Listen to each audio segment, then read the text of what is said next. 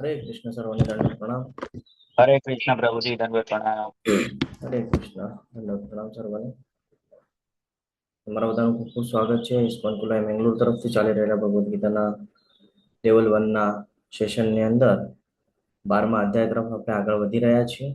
શ્રી શ્રી રાધા ગોવિંદજીના ચરણોમાં વંદન કરી ગુરુ મહારાજના આશીર્વાદ સાથે મંગળતાની કામના કરીએ ને આજના શુભ દિવસની શરૂઆત કરીએ. મારો વોઇસ આવે છે પ્રભુજી? હરે કૃષ્ણ. હા પ્રભુજી, હરે કૃષ્ણ. હરે કૃષ્ણ પ્રભુજી, દંડવત પ્રણામ. આવે છે. દંડવત પ્રણામ. હરે કૃષ્ણ. ઓમ અજ્ઞાનાતિમિરાન્ધસ્ય જ્ઞાનાંજનશલાકયા ચક્ષુરુન્મિલિतं येन तस्मै श्रीगुरुवे नमः. श्रीचैतन्यमनोभीष्टं स्थापितं येन भूतले स्वयं रूप कदा मह्यं ददाति स्वपदान्तिकम्. वन्देऽहं श्रीगुरु श्रीयुतपदकमलं श्रीगुरुन् वैष्णवांश्च श्रीरूपं साग्रजातं सगण रघुनाथान्वितं तं सजीवं साद्वैतं सावधूतं परिजनसहितं श्रीकृष्ण चैतन्यदेवं श्रीराधान् कृष्णपादान् सगण ललिता श्रीविशाखान्वितांश्च हे कृष्ण करुणा सिन्धु दीनबन्धु जगत्पते गोपेश गोपिका कांत राधाकांत नमोस्तुते. तप्त कांचन गौरांगी श्री राधे वृंदावनेश्वरी वृषभानुसुते देवी प्रणमामि हरिप्रिये. वाञ्छाकल्पतरुभ्यश्च कृपा सिन्धुभ्य एव च पतितानां पावनेभ्यो वैष्णवेभ्यो नमो नमः. नमो ओम विष्णुपादाय कृष्णपृष्ठाय भूतले श्रीमते भक्तिवेदांत स्वामिन् इति नामिने नमस्ते सारस्वते देवे गौरवाणी प्रचारिणे निर्विशेष शून्यवादी पाश्चात्य देश तारिणे. जय श्री कृष्ण चैतन्य प्रभु नित्यानंद श्री अद्वैत गदाधर श्रीवासादि गौर भक्त वृंद.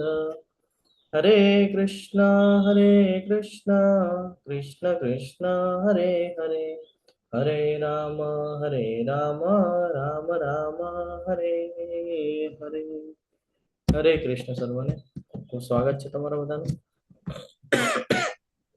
હરે કૃષ્ણ પ્રભુજી. હરે કૃષ્ણ.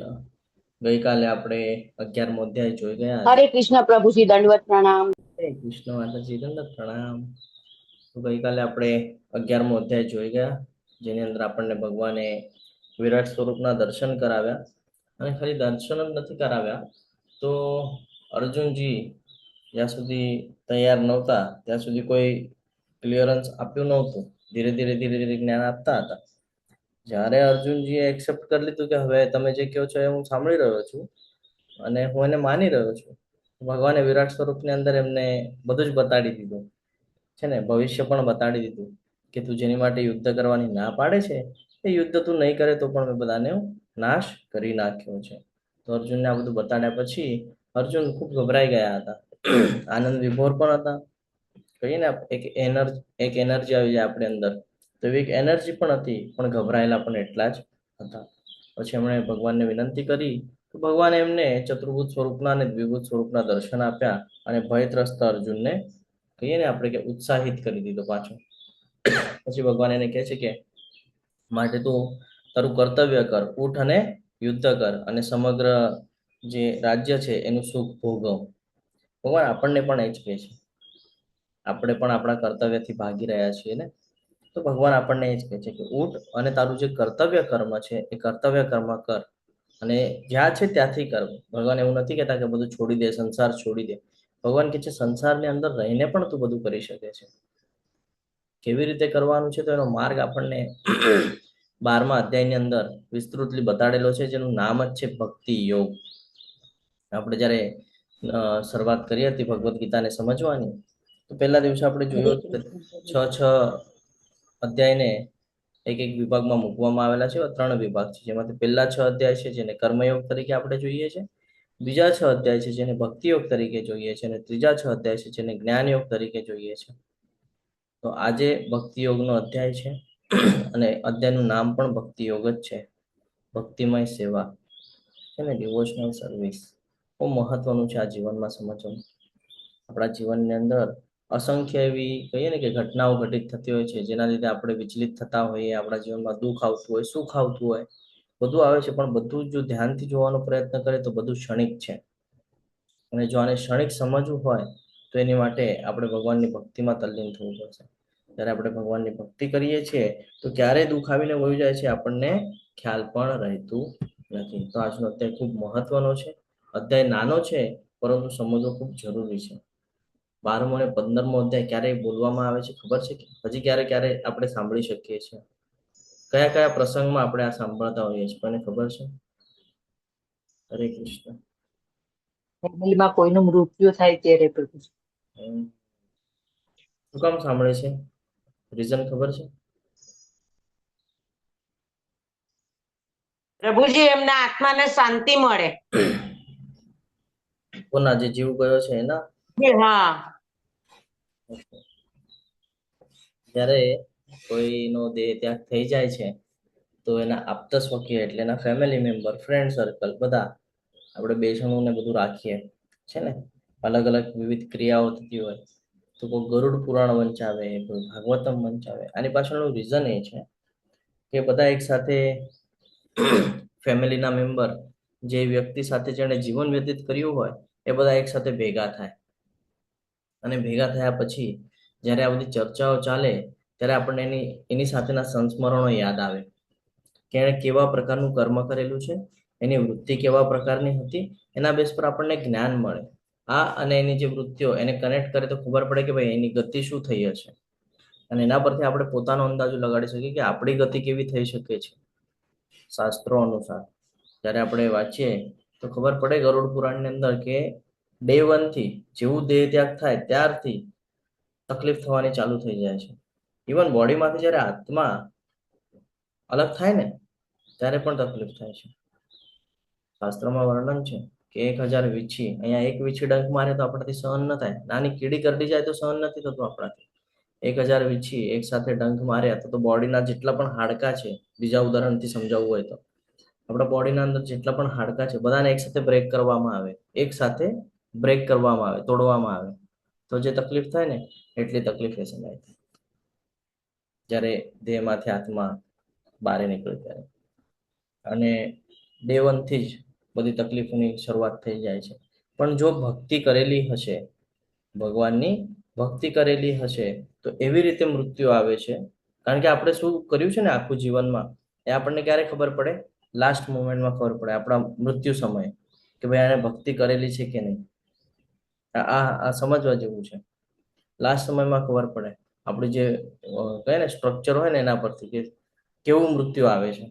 ભક્તિ કરી હશે તો નારાયણના દૂધ લેવા આવશે, નારાયણના દૂધ લેવા આવશે તો મૃત્યુ સરળતાથી થઈ જાય છે, વધારે ચિંતાજનક નથી થતું. આજુબાજુમાં ભક્તોનો સંગ થવા માંડે છે મૃત્યુના થોડા સમય પહેલા. એટલે એના પરથી આપણે અંદાજો લગાડી શકીએ કે હા આજુબાજુ ભક્તગણ આવેલા છે, ભાગવતમનું શ્રવણ થઈ રહ્યું છે, કીર્તન થઈ રહ્યું છે, એટલે આ શુદ્ધ આત્મા છે જેની માટે ભગવાને આ બધી યોજનાઓ કરીને આપી છે કે અંતિમ સમયમાં એને સ્મરણ થાય. આ એના પરથી ખબર પડે. અને એ કેવી રીતે થઈ શકે છે લાસ્ટ ટાઈમમાં? તો ભગવાને પાછલા અધ્યાયમાં આપણને કીધેલું કે અંતિમ સમયમાં મારું જો સ્મરણ કરવું હોય તો તમે અત્યારથી એની પ્રેક્ટિસ કરવી પડશે, તૈયારી કરવી પડશે. તો એવું થશે કે ભાઈ અંતિમ સમયમાં તમે મને યાદ કરી શકશો, અથવા તો હું તમને યાદ અપાવી દઈશ. તો અધ્યાય 12 ખૂબ મહત્વનો છે. આ જે આત્મા ગઈ છે એની માટે મહત્વનું કરતા આપણી માટે, જે આ શરીરના અંદર અત્યારે આત્મા છે એની માટેની જર્ની બહુ મહત્વની છે. એટલા માટે આપણે કોઈ આપ્ત સ્વકીય જ્યારે દેહ ત્યાગ થઈ જાય ત્યારે આપણે આ બધી ચર્ચાઓ કરતા હોઈએ છીએ. 12મો અધ્યાય છે, 15મો અધ્યાય છે, 20 શ્લોક છે, બહુ વધારે શ્લોક પણ નથી છે ને, બહુ ઓછા શ્લોક છે. તો એની અંદર ડિટેલ્સમાં આપણને જ્ઞાન મૂકવામાં આવેલું છે કે ભક્તિ કેવી રીતે કરવાની છે, પૂર્ણ પુરુષોત્તમ પરમેશ્વર કોણ છે એનું જ્ઞાન પ્રાપ્ત થાય. ગરુડ પુરાણ વાંચે તો એની અંદર પણ ખબર પડે કે ભાઈ છેલ્લે તો ભાઈ વિષ્ણુનું સ્મરણ મહત્વનું છે, એમાં પણ ઉલ્લેખ છે. તો તો અહીંયા આપણે જોઈએ અધ્યાય 12 ની જે આખી, તો અર્જુનજી અહીંયા પૂછપરછ કરે છે. બે બે બાબતો પૂછે છે, વ્યક્તિત્વવાદી અને નૈતિકવાદી. જે નિર્વિશેષ બ્રહ્મની ઉપાસના કરે છે એમની પાછી અહીંયા ચર્ચા કરવામાં આવશે. પછી ભગવાન બંનેનો માર્ગ બતાડે છે કે વ્યક્તિત્વવાદી વિરુદ્ધ અવ્યક્તિત્વવાદી. જે કૃષ્ણની ભક્તિ કરે છે એ સર્વોપરિતા છે. શું કામ સર્વોપરિતા છે એ પણ આપણે સમજશું. 8 થી 12 જે શ્લોક છે એની અંદર ભક્તિના પ્રગતિશીલ તબક્કા કીધા છે. ઘણા બધા લોકોને એવું હોય કે પ્રભુજી મને સમય નથી મળતો, હું નથી કરી શકતો. તો ભગવાન એટલા બધા ઓપ્શન આપી દેશે આપણને આ 8 થી 12 શ્લોકની અંદર કે તું આમ ના કરી શકે તો તું આમ કર, તું આમ ના કરી શકે તો તું આમ કર. અલગ અલગ માર્ગ બતાડશે આપણને ભૌતિક જગતમાં. અહીંયા જ્યાં છીએ ત્યાં જ રહીને જે કામ કરીએ છીએ એ કામ કરીને પોતાનો ઉદર નિર્વાહ કરતાની સાથે સાથે આપણે કેવી રીતે ભગવાનની સાથે કનેક્ટિવિટી બનાવી શકીએ એનું જ્ઞાન આપણને અહીંયા મૂકવામાં આવશે. અને એના પછી 13 થી 20 જે શ્લોક છે એની અંદર ભગવાન કૃષ્ણને પ્રિય એવા ગુણો અહીંયા દર્શાવવામાં આવશે. અલગ અલગ કથાઓ દ્વારા જેમ જેમ શ્લોક આવશે એમ અલગ અલગ એક એક આપણે ગ્રંથરાજ શ્રીમદ ભાગવતમમાંથી એક એક કથા લેવાનો પ્રયત્ન કરશું અને આચાર્યો વિશે જાણવાનો પ્રયત્ન કરશું કે એ લોકો કેવી રીતે ભગવાનના પ્રિય થયા અને આપણે કેવી રીતે શુદ્ધતા તરફ આગળ વધી શકીએ છીએ. તો આ પ્રમાણે અધ્યાય છે, ખૂબ જ નાનો અધ્યાય છે પણ સમજવા માટે ખૂબ મહત્વનો અધ્યાય છે. તો આપણે ગઈકાલે જ્યારે 11મા અધ્યાયની ચર્ચા કરતા હતા તો ભગવાને આપણને એક રહસ્ય કહી દીધેલું હતું. શું રહસ્ય હતું? કે હે અર્જુન, માત્ર અનન્ય ભક્તિ દ્વારા જ મને મૂળ રૂપમાં જાણી શકાય છે, કે જે રૂપમાં હું તારી સામે ઊભો છું. છે ને, શ્યામ સુંદર મુરલી મનોહર વાળું જે સ્વરૂપ છે આપણને નજરે ચડે છે. તો ભગવાન અહીંયા ક્લિયર કરે છે કે તું યજ્ઞ તપ બધી વાત બરાબર છે પણ તું જો અનન્ય ભક્તિ કરવા માંડીશ ને તો તું મને જાણી શકીશ અને એ જ રીતે મારું પ્રત્યક્ષ દર્શન પણ કરી શકીશ. કે છે કેવળ આ જ રીતે તું મારા વિશેના જ્ઞાનના રહસ્યોને પામી શકીશ. જ્યાં સુધી આપણે શ્રદ્ધા નથી ધરાવતા, જ્યાં સુધી આપણે ભગવાનમાં આસ્થા નથી રાખતા ત્યાં સુધી આપણને આ બધું જ્ઞાન મળવું મુશ્કેલ છે. હે પ્રિય અર્જુન, સકામ કર્મ તથા માનસિક તર્ક વિતર્કના સંસાર દોષથી રહિત થઈને મારી શુદ્ધ ભક્તિમાં પરાયણ રહે. શું કે છે? સકામ કર્મ તથા માનસિક તર્ક વિતર્કના સંસાર દોષથી રહિત થઈને. આપણું જે મન છે એ ચંચળ છે. એ ઘડીકમાં અહીંયા બેસશે તો અહીંયા ક્લાસમાંથી ઘડીકમાં તમને તમારા ભૌતિક જગતના સંસાધનો એટલે કાર્યોમાં લઈ જશે. ઘડીકમાં તમને પારણા કરવાનું યાદ આવશે કે ભાઈ કાલે એકાદશી કરેલી છે, બહુ ભૂખ લાગી ગઈ છે, હવે એકાદશી આપણે પારણા કરવા જરૂરી છે. આપણે આજે પારણાની કથા પણ આવશે. એક 12મા અધ્યાયમાં આવતી હોય છે એક કથા અમરીશ મહારાજની, એ પણ લેવાનો પ્રયત્ન કરશો. તો થાય એવું કે મન ભટક્યા કરે અહીંયાથી ત્યાં. તો ભગવાન એ જ કહે છે કે મનથી તું તર્ક વિતર્ક કરવાની કોઈ જરૂરત નથી. એના જે દોષો છે કે મન તને અહીંયાથી અહીંયા લઈ જાય છે એનાથી રહિત થઈ જા અને શુદ્ધ ભક્તિમાં પરાયણ રહે. પછી ભગવાન કહે છે કેવી રીતે થઈ શકે છે એવું મન વિચલિત ન થાય? કેવી રીતે કરવાનું? તો કે જે મારી માટે કર્મ કરે છે, એટલે કે ભગવાન માટે કર્મ કરે છે, ભગવાનને સેન્ટરમાં રાખીને કર્મ કરે છે.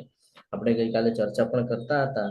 આનાથી પહેલા પણ આપણે ઘણી વાર ચર્ચા કરી લીધી છે. પહેલા આપણે પોતા માટે ભોજન બનાવતા ને કરતા હતા. હવે આપણે ભગવાન માટે બનાવીએ છીએ અને પ્રસાદી તરીકે ગ્રહણ કરીએ છીએ. ઘણા બધા લોકો માટે એવા પણ ઉદાહરણો છે કે એને નથી સમય મળતો. આપણે અમરીશ પ્રભુજીનું લીધેલું આલ્ફ્રેડ ફોર્ડ, એમનું નામ પણ અમરીશ જ છે. તો અમરીશ પ્રભુજીનું આપણે ઉદાહરણ લીધેલું હતું. અમરીશ મહારાજની કથા અને અમરીશ પ્રભુ આ બંને અલગ અલગ છે, મિક્સ નહીં કરતા. તો એમણે પણ શું કર્યું, એમનો સમય જે છે એ ભૌતિક જગતમાં વધારે જાય છે. મીટિંગ્સ હોય, આ હોય તે હોય, સ્ટ્રેટર્જીઓ બનાવવાની હોય એમાં જાય છે. તો શું કરે છે કે ભાઈ માયાપુરનું જે ટેમ્પલ છે એ ટેમ્પલ બનાવવા માટે પોતાનો એક ભાગ આપી દે છે. મિઝોલીને છે પતાકા ગુરુ મહારાજને કહે છે કે આ ટેમ્પલ નિર્માણ કરવા માટે ત્યાં જે કાંઈ પણ એમણે કમાવેલું છે એમાંથી એક ભાગ આપી દે છે અને કે છે ભવિષ્યમાં પણ મંદિર પૂર્ણ થાય ત્યાં સુધી જે કાંઈ પણ લાગે તમે મારી પાસેથી લઈ જજો. કેટલો ખર્ચો થયો છે હું અહીંયા ચર્ચા નથી કરતો, લાસ્ટમાં આપણે કરશું.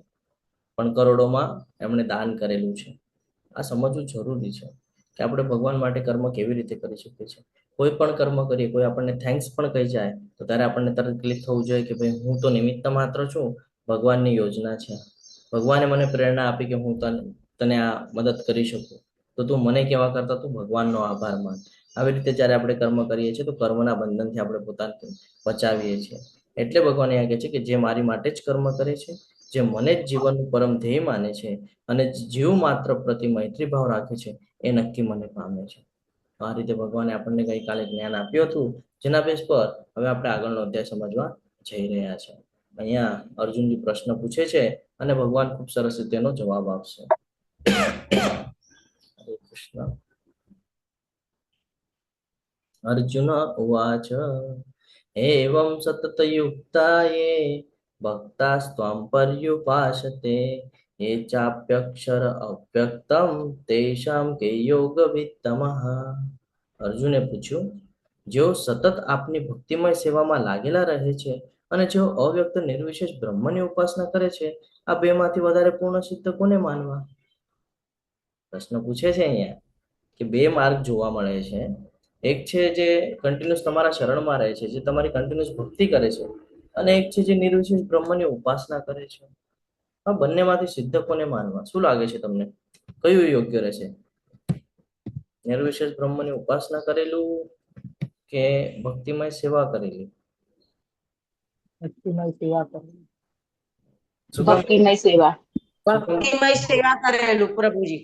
ઓકે, શું કામ એવું ભક્તિમય સેવા કરેલી? ઉર્વી માતાજી, મ્યુટ છો તમે.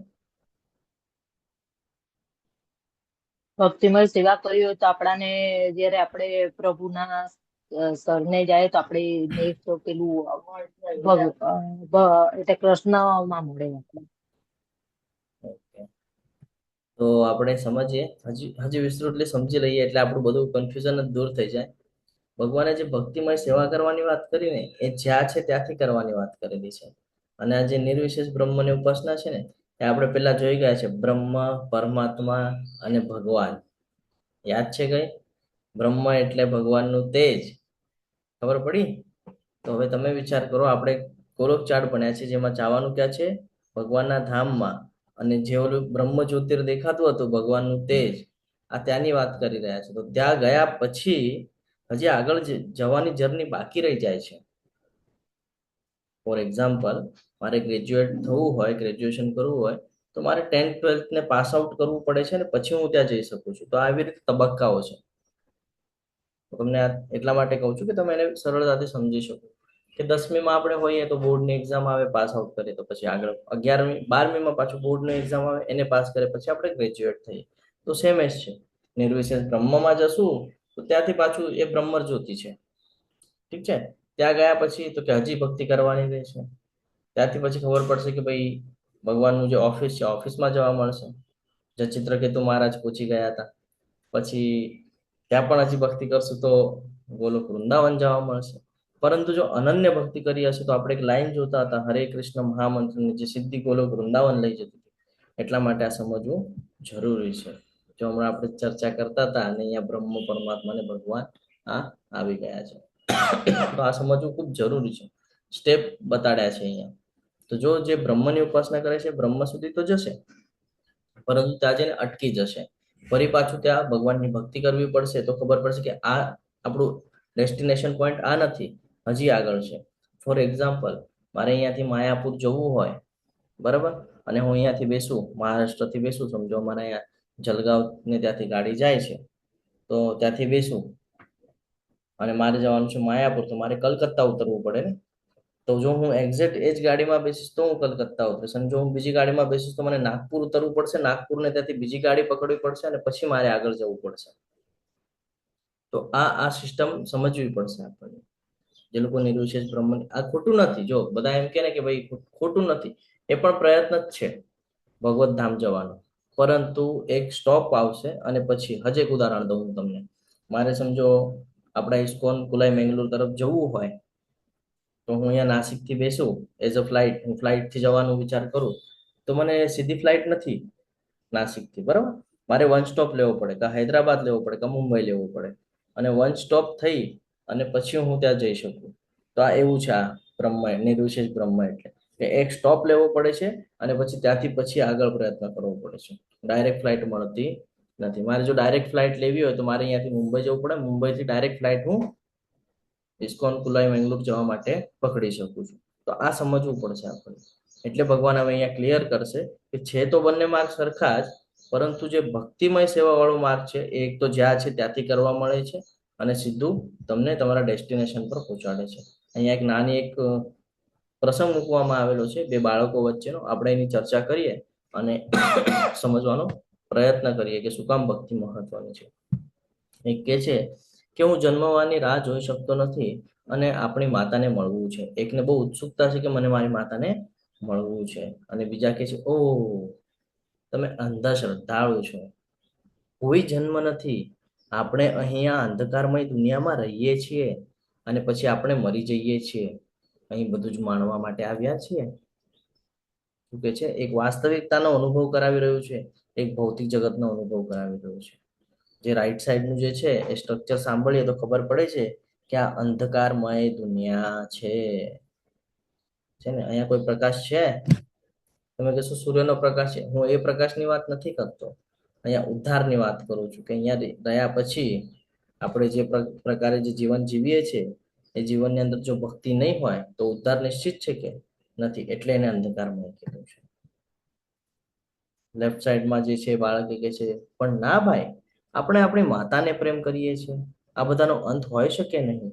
એક જણ છે એ અટેચમેન્ટની વાત કરે છે ને, જ્યારે આપણે પણ જન્મ લઈને આવીએ તો આપણને પણ બધા સાથે અટેચમેન્ટ હોય છે, નાનપણથી જ માતા પિતા ભાઈ બહેન, પછી ધીરે ધીરે આગળ વધે તો બાકીના જે આપતા સૌખ્ય છે, રિલેટિવ છે, દાદા દાદી નાના નાની જે કાંઈ પણ છે, મામા અને બધા એ લોકો સાથે અટેચમેન્ટ થવા માંડે છે. જેમ જેમ આપણે એ લોકો સાથેના પ્રસંગો જીવીએ એવી રીતે અટેચમેન્ટ થવા માંડે છે.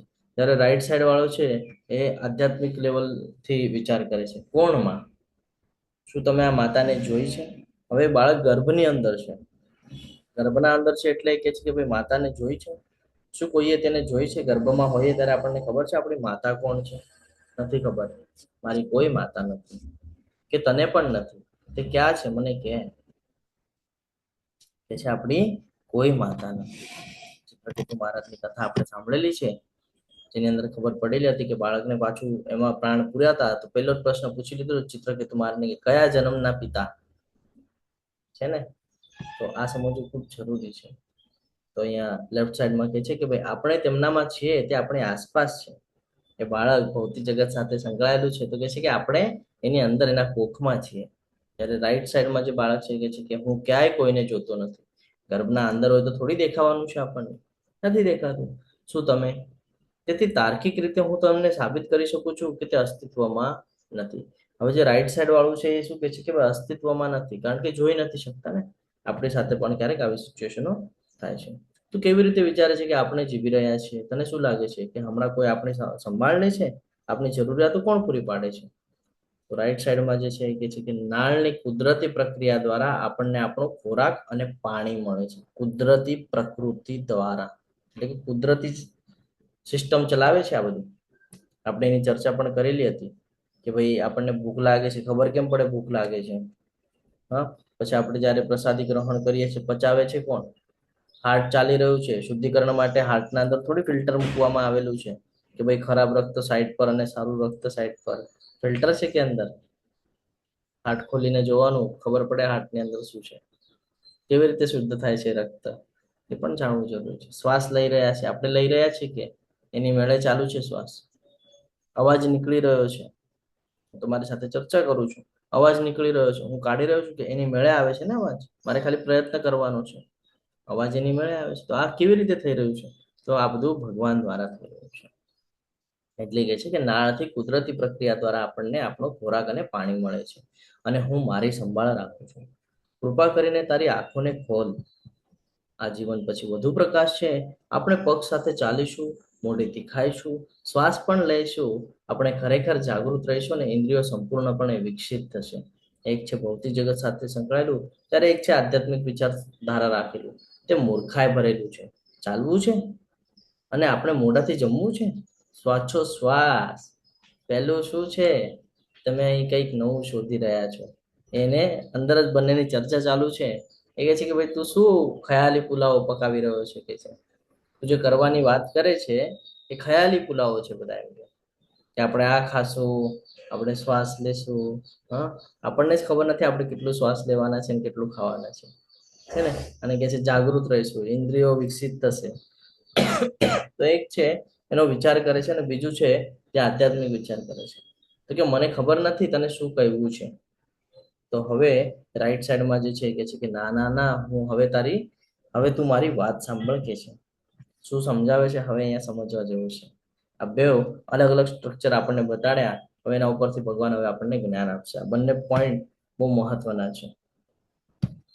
શ્રી ભગવાન વાચ મય્યાવેશ મનો યે મામ નિત્યયુક્તા ઉપાસતે શ્રદ્ધયા પરયોપેતાસ્તે મે યુક્તા તમામતઃ. પૂર્ણ પુરુષોત્તમ પરમેશ્વર બોલ્યા, જે મનુષ્ય મારા સાકાર રૂપમાં પોતાના મનને સ્થિર કરે છે અને અત્યંત શ્રદ્ધાપૂર્વક મારી પૂજા કરવામાં પરાયણ રહે છે, તેવો મારી દ્રષ્ટિએ પરમ સિદ્ધ છે. શેમાં? સાકાર રૂપની અંદર. નિરાકારમાં શું કામ નહીં? પરમ સિદ્ધ કેમ સાકારને જ કીધું છે? હરે કૃષ્ણ. કઈ થોડું યાદ આવે છે? હરે કૃષ્ણ પ્રભુજી. હમ સાકારને એટલા માટે કેમ કે કોઈનો આકાર હોય તો આપણે એને ધ્યાન કરી શકીએ, આપણે એના માટે વિચારી શકીએ, આપણે એવું વિચારી શકીએ કે છે ને વ્યક્તિ કેવું હશે, કેવું લાગતું હશે, એટલા માટે અને આપણે પછી આપણી જે ભક્તિ છે એને વધારે આગળ વધારી શકીએ. જો નિરાકાર હોય, કશું હોય જ નહીં, ખાલી હોય, તો પછી આપણે કંઈ પણ ભૌતિક વસ્તુને પણ વિચારીને છે ને આ પડતી થવાની છે ને ચાન્સીસ રહે, એટલા માટે. હરે કૃષ્ણ. હરે કૃષ્ણ. ખૂબ સરસ માતાજી. આ જ સમજવાનું છે. આ બે બાળકો જે ચર્ચા કરી રહ્યા હતા એ આના પર જ કરી રહ્યા હતા કે સમજવું પડશે આપણને કે આપણે ખાલી ખયાલી પુલાવો પકાવવાના છે કે પછી વાસ્તવિકતાના દર્શન કરવાના છે. ઘણા બધા લોકોને હોય ને કે ભાઈ મૂર્તિ, હા, કે ભાઈ પથ્થરની બનાવેલી છે, શું જરૂરત છે? ઘણા બધા લોકોને એવું પણ કેવું હોય કે ભાઈ તમે કહો છો ભગવાન કણ કણમાં છે તો મંદિરમાં જવાની શું જરૂરત છે? કહેવામાં આવે છે ને એવું કે મંદિરમાં જવાની શું જરૂરત છે? તો ભણવાનું તો આપણે ઘરે બેસીને પણ કરી શકીએ છીએ. શાળામાં શું કામ જઈએ છીએ? એનું એટમોસ્ફિયર એવું હોય ને, તે જ્ઞાન એ પ્રમાણેનું મળતું હોય ને. એવી જ રીતે જ્યારે મંદિરના અંદર જઈએ છીએ ને તો ત્યાં ભક્તિ એ પ્રમાણેની ચાલતી હોય છે, ત્યાંનું વાતાવરણ એ પ્રમાણેનું હોય છે અને ત્યાં સાક્ષાત્કારનો અનુભવ થાય છે. પ્રત્યેક સ્થાનને મહત્વ આપવામાં આવેલું છે જીવનની અંદર. આ સમજવું પડશે આપણને. અને જ્યારે આકાર હોય, ફોર એક્ઝામ્પલ તમારું નામ હું લેવા માંગુ, સમજો હવે વિક્રમી કૃષ્ણ પ્રભુ છે, તો એમને આકાર છે, એમને સ્ટ્રક્ચર છે, બધું છે, અને એક નામ એમને આપી દેવામાં આવ્યું છે કે ભાઈ આ વિક્રમી કૃષ્ણ પ્રભુ છે. હું અવાજ દઈશ તો વિક્રમી કૃષ્ણ પ્રભુ જ મારી સામે જોવાના છે, બરાબર ને? તો એવી રીતે છે. જ્યારે આપણે મંદિરના અંદર જશું તો આપણા અંદર એ ભક્તિ જાગૃત થશે, તો આપણને શ્રદ્ધા જાગૃત થશે, કારણ કે આપણને દેખાય છે અને આપણે એનો અનુભવ પણ કરીએ છીએ, છે ને? હજી એક બાબત ચર્ચા કરવી હોય તો આપણે એમ પણ સમજી શકીએ કે હવા છે. ઘણા બધા લોકો છે કે છે કે હવા છે, હા છે. કોઈ એમ કે છે હવા નથી, હું નથી માનતો ભાઈ હવા નથી. કોઈ કહેશે કેમ? સ્પર્શે છે ને, અનુભવ કરાવે છે ને. એવી રીતે ભગવાન પણ અનુભવ કરાવે છે. ડિપેન્ડ કરે છે તમે કેટલા શ્રદ્ધાથી એની ભક્તિ કરો છો. તો ભગવાન એ જ અહીંયા આપણને સમજાવે છે. જો મૂર્તિ પૂજા, વિગ્રહ પૂજાની ચર્ચા કરી અને અહીંયા મૂર્તિ પૂજા આવી ગઈ. શું તફાવત છે કોઈને ખબર છે મૂર્તિ પૂજા અને વિગ્રહ પૂજાની અંદર? હરે કૃષ્ણ. હરે કૃષ્ણ. બોલો માતાજી. મૂર્તિ પૂજા એટલે કે છે ને જે નોર્મલી આપણે કોઈ મૂર્તિ હોય એની આપણે પૂજા કરીએ, અને આ વિગ્રહ એટલે શું કે આપણે જેની અંદર પ્રાણ પ્રતિષ્ઠા ફૂંકાય એટલે પછી આપણને એવું લાગે કે સાક્ષાત એ વ્યક્તિની એ મૂર્તિમાં પણ હવે જીવ આવી ગયો છે એમ, એટલે એને વિગ્રહ પૂજા કહેવાય. એવી રીતે. અને આપણે ઇસ્કોનમાં એવું નથી કે એટલે ઘરમાં આપણે જેમ વિગ્રહ મૂકીએ છે તો એની અંદર પણ છે ને આપણે અગર દિલથી ભગવાનની પૂજા અને આપણે વિચારીએ કે આની અંદર ભગવાન છે જ, તો પછી એ પણ વિગ્રહ બની જાય છે. પણ આપણે એમને એમ કે ભાઈ આ મૂર્તિ છે ને આની પૂજા કરવાની છે તો પછી એ મૂર્તિ જ રહેશે એમ. હરે સમજવું કૃષ્ણ. પડશે આપણને. આ મૂર્તિ પૂજા અને વિગ્રહ પૂજા વચ્ચે બહુ મોટો તફાવત છે. હું એક ઉદાહરણ સાથે તમને સમજાવું છું. આપણા શહેરની અંદર કે ગામડાની અંદર તમે જ્યાં ક્યાંય પણ વસો છો ત્યાં આજુબાજુ ઘણા બધા મંદિરો છે દેવી દેવતાઓના, બરાબર ને? હવે આ જે મંદિરો છે આ મંદિરોના અંદર અમુક મંદિરમાં ડેલી બેસિસ ઉપર આરતી, ભોગ બધું ચાલતું હશે, છે ને? એમની સવાર સાંજ આરતી થતી હોય, 2 ટાઈમ વ્યવસ્થિત, 3 ટાઈમ ભોગ અર્પણ થતો હોય. બધી પ્રોસેસ એ પ્રમાણે થતી હોય જે પ્રમાણે આપણું આપણે ધ્યાન રાખીએ છીએ છે ને, કે પ્રસાદી સમયે સમયે ગ્રહણ કરવું, સ્નાન કરવું, અભિષેક કરવો, આ બધું. તો જ્યાં જ્યાં આવું થાય છે એ વિગ્રહ પૂજા કહેવાય છે. અને મૂર્તિ પૂજા એટલે શું, કે એક ભૌતિક જગતનું ઉદાહરણ હું તમને આપું તો ઘણા બધા સ્ટેચ્યુઓ લગાડી દેવામાં આવેલા છે ને, જે મોટા મોટા યોદ્ધાઓ થઈ ગયા એ બધાના સ્ટેચ્યુ, તો એને મૂર્તિ કહેવાય છે. કેમ? તો કે એની કોઈ પ્રકારની પૂજા બીજા કઈ કરવામાં આવતું નથી. ઘણા એવા ટેમ્પલ પણ જોવા મળે છે કે જેની અંદર કોઈ દેવી દેવતાઓની સ્થાપના કરવામાં આવેલી છે, પરંતુ કોઈ પ્રકારની ત્યાં પૂજા અર્ચના હવન યજ્ઞ કાંઈ થતું નથી. બે ટાઈમનું પ્રોપર ભોગ અર્પણ, નથી અભિષેક થતો, કે નથી કોઈ મંત્ર ઉચ્ચારણ થતું, કાંઈ જ થતું નથી. તો બહુ મોટો તફાવત છે. આપણી માટે પણ બહુ સમજવા જેવું છે. પછી આપણે ત્યાં જઈને કહે છે કે રિઝલ્ટ નથી મળતા. શું કામ નથી મળતા? કારણ કે આપણે ખોટા માર્ગ ઉપર જઈ રહ્યા છે ને. તો મૂર્તિ પૂજા જ્યાં થાય છે ત્યાં જશો તો રિઝલ્ટ મળવાનું નથી, પણ જ્યાં વિગ્રહ પૂજા થાય છે ત્યાં જશો તો અવશ્ય રિઝલ્ટ પ્રાપ્ત થશે. અને એનું ઉત્તમ ઉદાહરણ એટલે આપણે ઇસ્કોનનું મંદિર સમજી શકીએ છીએ. સવારના ઉઠવાથી લઈને તમે જોયું હશે, મંગળા આરતીની લિંક હું તમને ગ્રુપમાં મુકાવી દઈશ. સવારે મંગળા આરતી થાય છે 4:30 વાગે. તમે એકવાર જોડાજો, તમને ખૂબ આનંદનો અનુભવ થશે અને સમગ્ર તમારો દિવસ છે એ ખૂબ પ્રતિકૂળ પરિસ્થિતિમાં જશે. એટલે કહીએ ને કે ભાઈ આ ભૌતિક જગત સાથે જે આપણે જીવન વ્યતીત કરીએ છીએ અને એમાં જો મંગળા આરતી ઉમેરાઈ જાય તો આપણું જીવન સાધ્ય થઈ જાય છે. આખો દિવસ ખૂબ સરસ મજાનો જાય છે. તો તમે જોશો કે સવારે જ્યારે મંગળા આરતીની શરૂઆત કરવામાં આવે છે એની પહેલા, યસ ઉમેશ પ્રભુજી હેન્ડ રેઝ છે, કઈ કેવું છે? ઓકે. તો જ્યારે સવારે મંગળા આરતી કરવાની પહેલા શંખ ફૂંકવામાં આવે છે. શું કામ ફૂંકવામાં આવે છે ખબર છે? ઘંટડી વાગે, શંખ ફૂંકે, અને પછી ભગવાનને અવાજ આપવામાં આવે. શંખથી પોઝિટિવ એનર્જી બી મળે આપણને. યસ માતાજી. તમે જોયું હશે કે ભક્ત જ્યારે એન્ટર કરે ટેમ્પલની અંદર તો પહેલા નોકઆઉટ કરે આમ, બરાબર, અને પછી અંદર જાય. આનો અર્થ ખબર છે તમને? જેને બ્રાહ્મણ દીક્ષા લીધી હોય એને આ બધી ઓથોરિટી હોય ને અંદર જાય ત્યારે નોકઆઉટ કરીને છે. કે એ એવી રીતનું સ્ટ્રક્ચર બનાવીને રાખ્યું છે જીવનની અંદર કે સાક્ષાત ભગવાન અહીંયા વિરાજમાન છે. આપણે કોઈની પાસે જતા હોઈએ કોઈને ઉઠાડવા તો આપણે પહેલા નોકઆઉટ કરીને પછી જઈએ ને, એવી રીતે નોકઆઉટ કરીને પછી અને પછી તમે જોજો, હવે તમે કેટલું માર્ક કર્યું હશે ખબર નહીં, પણ આજ પછી તમે ટેમ્પલના અંદર જઈને વાસ્તવિકમાં જોજો તમને ખબર પડશે. સવારનો ફેસ તમે નિહાળશો, ચેન્જીસ દેખાશે. બપોરના જ્યારે ગુરુ પૂજા થાય છે ત્યારે તમે જોજો, ત્યારનો ફેસ અલગ દેખાશે, સાંજનો ફેસ અલગ દેખાશે. આ માર્ક કરેલી વાત હું તમારી સાથે શેર કરું છું. અને ત્યાં જાઓ એટલે એક અલગ જ રોમાંચ આવે તમને, એક અલગ જ અનુભૂતિ થાય. તો આ શું છે કે એટલા સ્ટ્રક્ચરની અંદર કેમ થાય છે? મંદિરના જ્યારે તમે આજુબાજુમાં હો, મંદિરના અંદર હો, ત્યારે જ શું કામ એ ફીલ થાય છે? બહાર જઈએ છીએ તો નથી થતું ફીલ. જ્યારે તમે કેટલા કોઈ ચિંતા કરતું હોય, બહુ ચિંતા હોય ભૌતિક જગતની, ટેન્શનમાં હોય, અને એને તમે અચાનક જ ત્યાં ટેમ્પલમાં મૂકી દો કે 5-10 મિનિટ માટે ટેમ્પલમાં બેસી જાઓ, માળા કરો અથવા તો કીર્તનમાં ભાગ લ્યો, એમાં જોડાઓ, ભૂલી જશે ભૌતિક જગતને. યાદ પણ નહીં આવે કે ભાઈ ભૌતિક જગતમાં શું ચાલુ છે, કે હું ટેન્શન લઉં છું, કે મને ટેન્શન છે, કે કઈ યાદ નહીં રહે. જેટલી વાર તે ભગવાનના સાનિધ્યમાં હશે ને એકદમ મંત્રમુગ્ધ થઈ જશે. ત્યાં અલગ જ દુનિયામાં છે એવું લાગવા માંડશે, બધું ભૂલી જશે.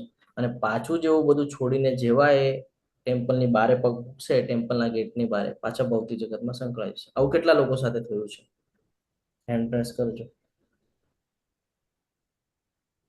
કોઈ સાથે નથી થયું? હવે મારી સાથે તો થયું છે. હવે ઘણી વાર થાય છે મારી સાથે. ઓકે, તો આ સમજવું છે. નથી થયું તો આના પછી હવે જજો ટેમ્પલમાં રેગ્યુલર અને અનુભવ લેજો, ખબર પડી જશે કે શું ફરક છે મૂર્તિ પૂજા અને વિગ્રહ પૂજાની અંદર. સવારથી લઈને રાતના સુધી જે કાંઈ પણ પ્રોસેસ કરવાની છે બધી પ્રોસેસ પ્રોપરલી થાય છે. એની માટે બ્રાહ્મણ દીક્ષા એટલે જ દેવામાં આવે છે કે આખું સ્ટ્રક્ચર સંભાળવાનું એમની પાસે છે. ઉમેશ પ્રભુજી હેન્ડ રેસ છે, કઈ કહેવા માંગો છો? હરે કૃષ્ણ. પૂજા હોય છે દરેક જગ્યાએ. શું કહો છો? હલો, હા બોલો પ્રભુજી. આપણે ઘણાના ત્યાં લાલજીની પૂજા હોય છે, લાલાની, બરોબર છે. તો એ કઈ પૂજા કહેવાય? એ મૂર્તિ પૂજા કહેવાય?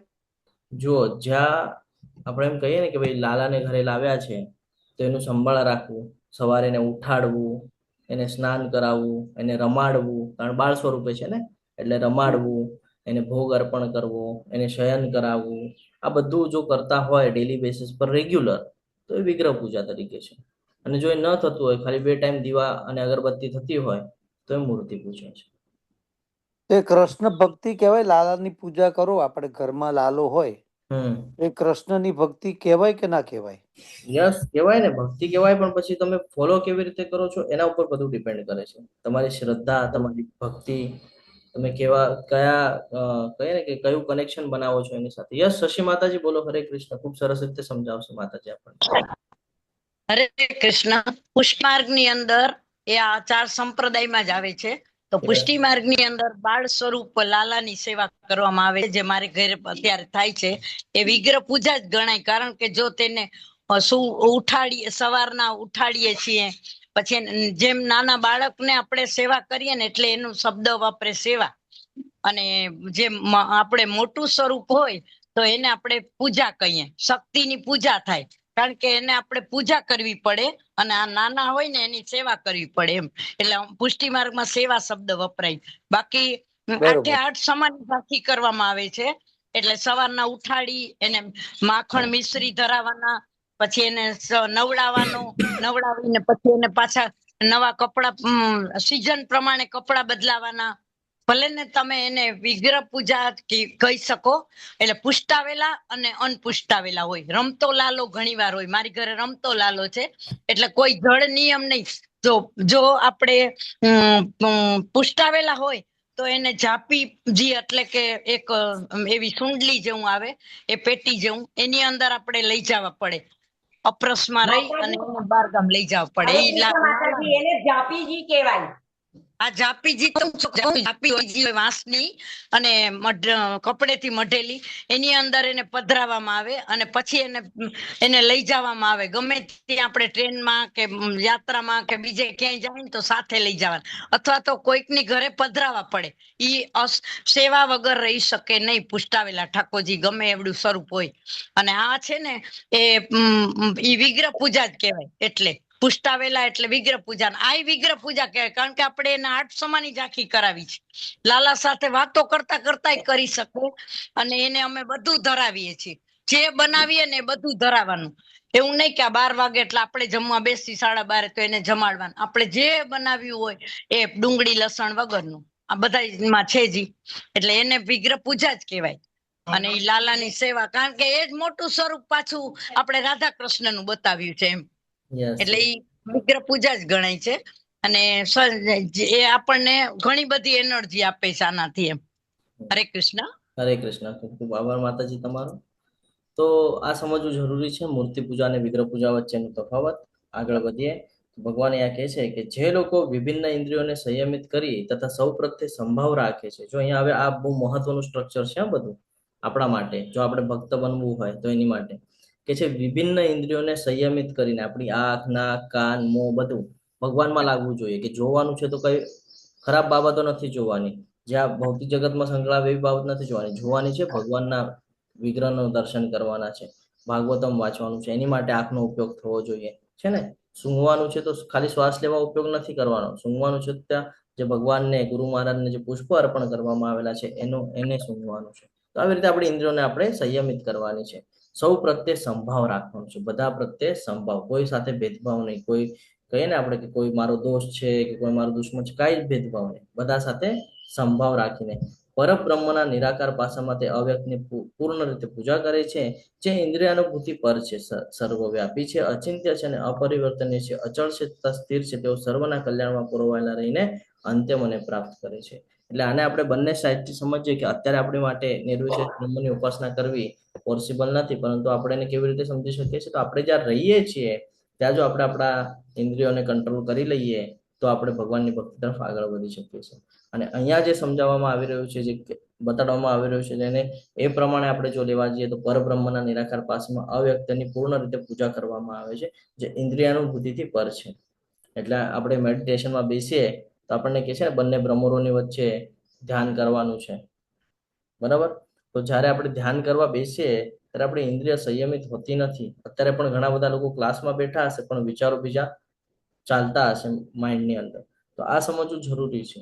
જ્યાં સુધી તમારા પોતા ઉપર કંટ્રોલ નહીં આવે ત્યાં સુધી તમે એ ફોલો કરી શકવાના નથી. એટલે નિર્વિશેષ બ્રહ્મની ઉપાસના જે છે એ લગભગ પાસ આઉટ થાય એવું આપણા માટે લાગતું નથી, બરાબર છે. કારણ કે આપણને જે દેખાય છે આપણે એને જ માનીએ છીએ, જે નથી દેખાતું આપણે એને ફોલો પણ નથી કરતા. તો જે મનુષ્યના મન પરમેશ્વરના અવ્યક્ત નિર્વિશેષ પાસા પ્રત્યે આસક્ત હોય છે તેમને માટે પ્રગતિ કરવાનું અત્યંત કષ્ટપ્રદ હોય છે. એટલે ભગવાન કહે છે કે એ લોકો માટે પોસિબિલિટી બહુ ઓછી છે, અને દેહધારીઓ માટે તે ક્ષેત્રમાં પ્રગતિ સાધવી એ હંમેશા દુષ્કર છે. દેહધારી એટલે આપણી વાત છે. આપણી માટે આ ક્ષેત્રમાં પ્રગતિ સાધવી હંમેશા દુષ્કર છે, પોસિબિલિટી જ નથી. એટલે એમ સમજી લો કે એક સાઈડ 99.99% અને એક સાઈડ ખાલી 0.01%. 99.99% ચાન્સીસ નથી, કારણ કે આપણું મન એટલું બધું ચંચળ છે કે ક્યારે પણ ભટકી જાય છે. મેં ઘણા બધા એવા ભક્તો જોયા છે જે ભક્તિમાં આવ્યા તો ખરા પણ ટકી ન રહ્યા, પાછા નીકળી ગયા. એટલે આવવું પણ સિમ્પલ છે, જવું પણ સિમ્પલ છે, પણ ટકી રહેવું બહુ અઘરું છે. અને એ શેના બેઝ પર થાય છે? તો કે તમારા મન અને ઇન્દ્રિયો ઉપર કેટલો સંયમ છે એના બેઝ પર થાય છે. તો એટલે ભગવાન એ કહે છે કે દેહધારીઓ માટે આ ક્ષેત્રમાં પ્રગતિ સાધવી હંમેશા દુષ્કર છે. આપણે પોતાનું સ્ટ્રક્ચર જો જોઈએ જીવનનું, તો નાનપણમાં આપણને જે વસ્તુ ગમતી હતી, ભાવતી હતી, હવે એ નથી ભાવતી અથવા ગમતી. હવે આપણું ચેન્જ થઈ ગયું છે માઇન્ડ. હજી આગળ જશું, જેમ જેમ મોટા થશો, વૃદ્ધ થશો, એવી રીતે આપણું માઇન્ડ હજી ચેન્જ થશે. અમુક વસ્તુ આપણે છોડી દઈશું, અમુક વસ્તુ આપણે નવી નવી પકડી લેશું. થાય છે ને? તો કોન્સ્ટન્ટલી એક બાબત ઉપર આપણે અટકીને નથી રહી શકતા. આપણો સૌથી મોટો કહીએ ને કે ભાઈ ડ્રોબેક છે કે ભાઈ એક જ વસ્તુને તમે છેલ્લે સુધી પકડી રાખો નહીં, છૂટી જાય છે. કેમ? કારણ કે નવું કંઈક દેખાય એટલે જૂનું છોડી દઈએ છીએ આપણે, છે ને? નવું કંઈક આવે જીવનની અંદર તો જૂનું છોડી દઈએ છીએ. આ આપણી વૃત્તિ છે. એટલે ભગવાન કહે છે કે દેહધારીઓ માટે આ ક્ષેત્રમાં પ્રગતિ સાધવી હંમેશા દુષ્કર છે. પરંતુ હવે આ પરંતુ પછીની લાઈન બહુ મહત્વની હોય. કોઈ પણ જગ્યાએ તમે કોઈ પણ શાસ્ત્ર વાંચો, કાંઈ પણ વાંચતા હો એની અંદર પરંતુ આવે, પરંતુ પછીનું બહુ મહત્વનું હોય છે. એ આપણને જવાબ આપતું હોય છે. પરંતુ જે મનુષ્યો પોતાના સર્વ કર્મ મારામાં અર્પિત કરીને કોઈ પણ કર્મ કરે તો શ્રેય ભગવાનને આપી દે તથા અવિચળ ભાવે ભક્તિ કરતા રહી, અવિચળ ભાવ કોઈ દિવસે વિચલિત નથી થવા દેવાનું મનને. તો અવિચળ ભાવે ભક્તિ કરતા રહી, મારી સેવામાં લાગેલા રહી અને પોતાના મનને મારામાં સ્થિર કરી નિરંતર મારું ધ્યાન કરે છે, તેમના માટે હે પાર્થ, હું જન્મ મરણ રૂપી સાગરમાંથી તત્કાળ ઉદ્ધાર કરનારો થાઉં છું. આજે દુઃખાલયમ છે, જન્મ મૃત્યુનું જે ચાલી રહ્યું છે, જન્મ પછી મૃત્યુ, મૃત્યુ પછી જન્મ, એમાંથી સદાય માટે આપણે મુક્ત થઈ જઈએ છીએ. ભગવાને અહીં સમજાય છે ક્યારે? જ્યારે ભગવાનના એમાં આપણે સ્થિર થશું, ભગવાનની ભક્તિ કરશું, ભગવાનનું ધ્યાન કરશું, ભગવાનનું સ્મરણ કરશું, બધા કર્મ ભગવાનને સોંપી દઈશું. આ શ્લોક સાંભળીએ તો આપણને એક શ્લોક યાદ આવે, મન્મના ભવ મદ ભક્તો મધ્યાજી મામ નમસ્કુરુ. આગળ શું છે? હરે કૃષ્ણ. જૂના પાર્ટિસિપેટ, હરે કૃષ્ણ. આ સમજવું જરૂરી છે. અહીંયા ભગવાન આપણને સમજાવી રહ્યા છે કે એક માર્ગ છે, બે માર્ગમાંથી એક માર્ગ આપણી માટે અઘરો જરૂર છે, પણ એક માર્ગ છે જે આપણી માટે બનાવેલો છે ભગવાને. એ માર્ગ છે અવિચળ ભાવે ભગવાનની સેવા કરવી, ભગવાનની ભક્તિ કરવી. બધા કર્મ આપણે કરીએ છીએ તો એ બધા ભગવાનને સમર્પિત કરી દેવા. આ સમજવું ખૂબ જરૂરી છે. ભક્તિની સીડી એટલે શું અને કયા કયા સ્ટેજ છે? તો અહીંયા ભક્તિની સીડી કીધી છે.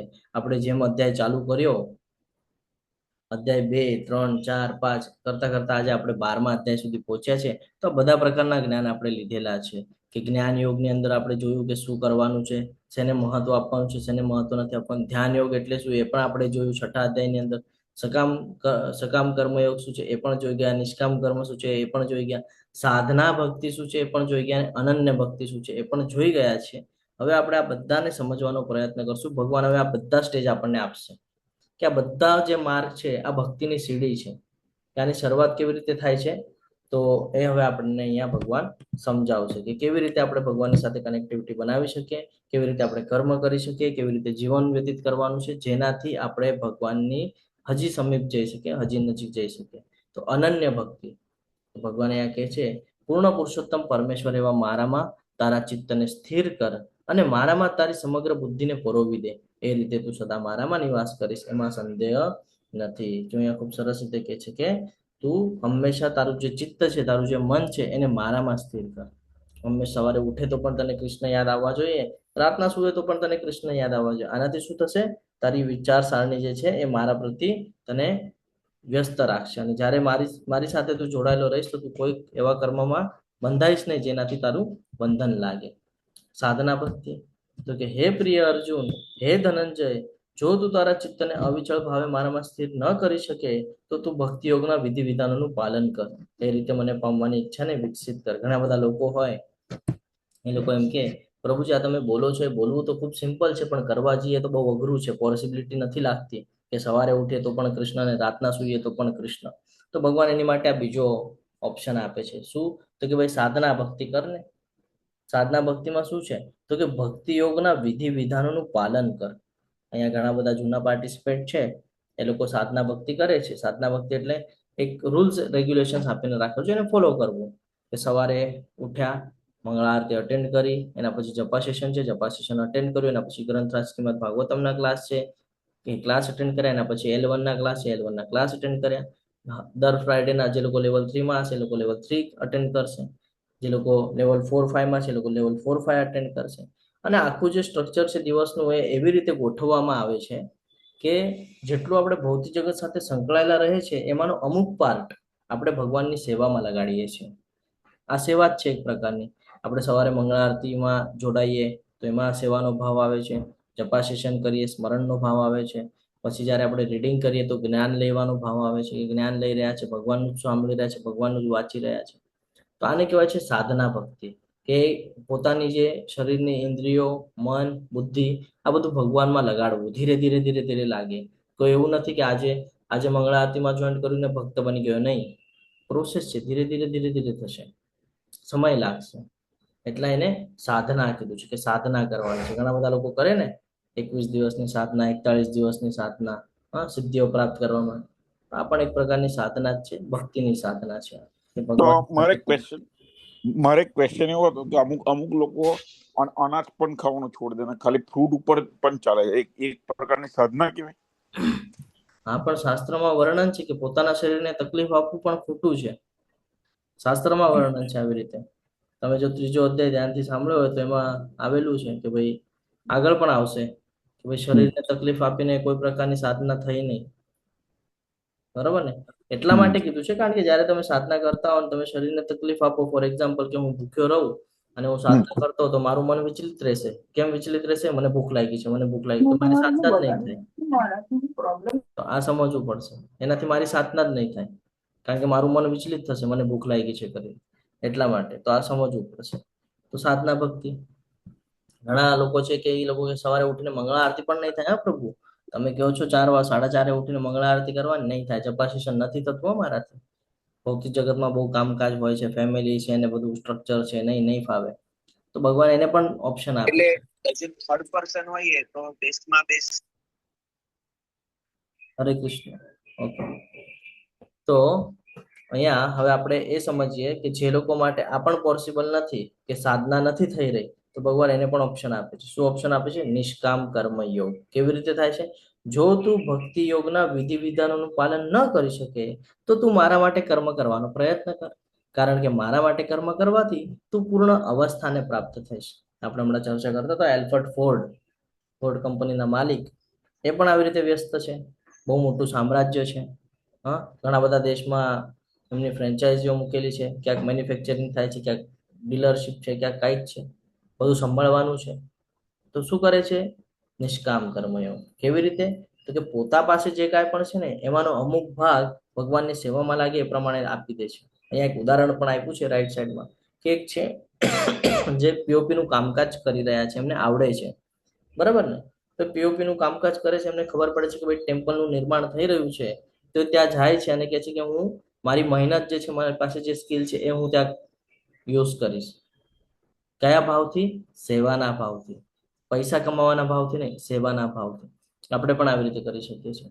આપણને નથી સમય મળતો, આપણે દાન કરી શકીએ છીએ. નથી પોસિબલ થતું, આપણને જે કાંઈ પણ સ્કિલ હોય આપણી અંદર જ્યારે ટેમ્પલનું નિર્માણ થાય, જ્યારે કોઈ એવી બાબતો થાય જે આપણા અંદર હોય, તેવું આપણે ત્યાં જઈને કરી શકીએ છીએ સેવાનો. આપણી માટે પણ એક ઓપોર્ચ્યુનિટી છે. આ આવ્યું એટલે મને યાદ આવ્યું એટલે હું તમારી સાથે શેર કરું છું કે આપણા ઇસ્કોન કુલા મેંગલુરની અંદર હવે કોલેજનું નિર્માણ થઈ રહ્યું છે. કોલેજની અંદર બધા ભક્તો જ આવશે. ભક્તો ત્યાં રહેવાનું, આ શાસ્ત્રોનું જ્ઞાન લેવાનું અને પછી ત્યાંથી પાસ આઉટ થઈને બહાર જઈ શકે છે. તો આ સમજવું ખૂબ જરૂરી છે. તો ત્યાં પણ નિર્માણ થઈ રહ્યું છે કોલેજનું, તો આપણે ત્યાં ફાળો આપી શકીએ છીએ. શાસ્ત્રમાં વર્ણન છે કે આપણા જે કાંઈ પણ મૂડી છે એનો એકચ્યુઅલી એમાં 50% લખેલું છે, પણ ઓછામાં ઓછો 10% ભાગ આપણે આપવો જોઈએ, એનાથી શુદ્ધિકરણ થાય આપણા લક્ષ્મીની. તો ત્યાં આપણે સેવા કરી શકીએ છીએ. ઘણા બધા લોકોએ ગઈકાલે સેવા કરેલી છે, ગઈકાલે એકાદશી હતી, ઘણા બધા લોકોએ સેવા કરેલી હતી. તો આપણે એવી રીતે કરી શકીએ છીએ. અથવા તો કોઈ એવું હોય કે ફોર એક્ઝામ્પલ, એક ઉદાહરણ દઉં હું તમને કે ફોર એક્ઝામ્પલ સમજો મારું ટાઇલ્સનું કામકાજ છે, બરાબર, અને મને ખબર પડી કે ભાઈ ત્યાં નિર્માણ થઈ રહ્યું છે કોલેજનું, હું નથી કાંઈ આપી શકતો, મારી પાસે વસ્તુ છે ને, એ વસ્તુ ત્યાં ઉપયોગી થઈ શકે છે, હું એ વસ્તુ ત્યાં મોકલાવી શકું છું. કોઈ ઇલેક્ટ્રિશિયન છે, ભાઈ નથી ઓલું કરી શકતું, 10 દિવસની રજા કાઢીને હું ત્યાં જઈને ત્યાં કામકાજ કરીને આવી શકું, હું ફાળો આપી શકું છું. ઇન સેન્સ કહેવાનો અર્થ એમ છે કે પોતાના શરીરને ત્યાં પછી લગાડવું પડે આપણને, એ પ્રમાણે કર્મ કરવાનું છે કે ભગવાનની સેવા માટે કોઈ કર્મ કરી દો. અથવા તો તમારા નજીક ટેમ્પલ છે, ટેમ્પલમાં જઈને માર્જનમનું કરી લો, મંદિર આજુબાજુનું બધું ધોવાનું છે એ કરી લો, સારી સેવા છે. કોઈને કોઈ સેવા પકડી લેવી જોઈએ આપણે. અઠવાડિયામાં 2 વાર તો બી જઈને સેવાઓ આપવી પડે. આનાથી ધીરે ધીરે શુદ્ધિકરણ થશે. બાકી આપણે પ્રયત્ન નહીં કરીએ તો કાંઈ જ નહીં થાય. તો ભગવાન અહીંયા નિષ્કામ કર્મયોગ કે છે. આપણે અમરીશ મહારાજનું, અમરીશ પ્રભુજીનું પણ અહીંયા ઉદાહરણ લીધું, એલ્ફર્ડ ફોર્ડ, કે એમણે 900 કરોડ રૂપિયા આપ્યા છે. કેટલા? 900 કરોડ રૂપિયા. આપણને 50-100 રૂપિયા આપવાની વાત બી આવે ને તો આપણે વિચાર કરતા હોઈએ કે ક્યાં ટેમ્પલમાં આપવાના છે, શું કામ આપવાના છે, ત્યાં તો બીજા આપતા હશે ને, આપણે શું કામ આપવાના. પણ ત્યાં અમરીશ પ્રભુજીએ, અલ્ફર્ડ ફોર્ડે 900 કરોડ રૂપિયા આપ્યા છે ને હજી જ લાગશે તો આપી છે એમ કીધેલું છે. પણ એ મંદિર કમ્પ્લીટ થવું જોઈએ. જે આપણે માયાપુરનું જે સૌથી મોટું મંદિર કહીએ છીએ ને આપણા ઇન્ડિયાની અંદરનું, એ મંદિર. અને કોના દ્વારા થયું છે? તો કે આપણે જેના દ્વારા ક્લાસ ભણી રહ્યા છે ને, હિઝ ગ્રેસ નામાનિષ્ઠા પ્રભુજી, એમના પણ ગુરુ મહારાજ છે અને અમારા પણ ગુરુ મહારાજ છે, હિઝ હોલીનેસ જય પતાકા ગુરુ મહારાજ. એમના સાનિધ્યમાં અહીં આખું માયાપુર તૈયાર થઈ રહ્યું છે અને યુનિવર્સિટી છે. માયાપુર એટલે યુનિવર્સિટી છે, ત્યાંથી આ બધું આપણને જ્ઞાન આવી રહ્યું છે. તેનું નિર્માણ એમના દ્વારા કરવામાં આવે છે. યસ ઉમેશ પ્રભુજી, કઈ કેવું છે તમારે? ઇન્ટરેસ્ટ છે? હવે મને એક કન્ફ્યુઝન એવું હતું કે અમારે ત્યાં અહીંયા છે ને કોઈ ઇસ્કોનનું મંદિર છે નહીં. હું ને સમીરભાઈ જ્યાં રહીએ છીએ ત્યાંની આજુબાજુમાં, બરોબર. તો ત્યાં અહીંયા સ્વામિનારાયણનું મંદિર છે.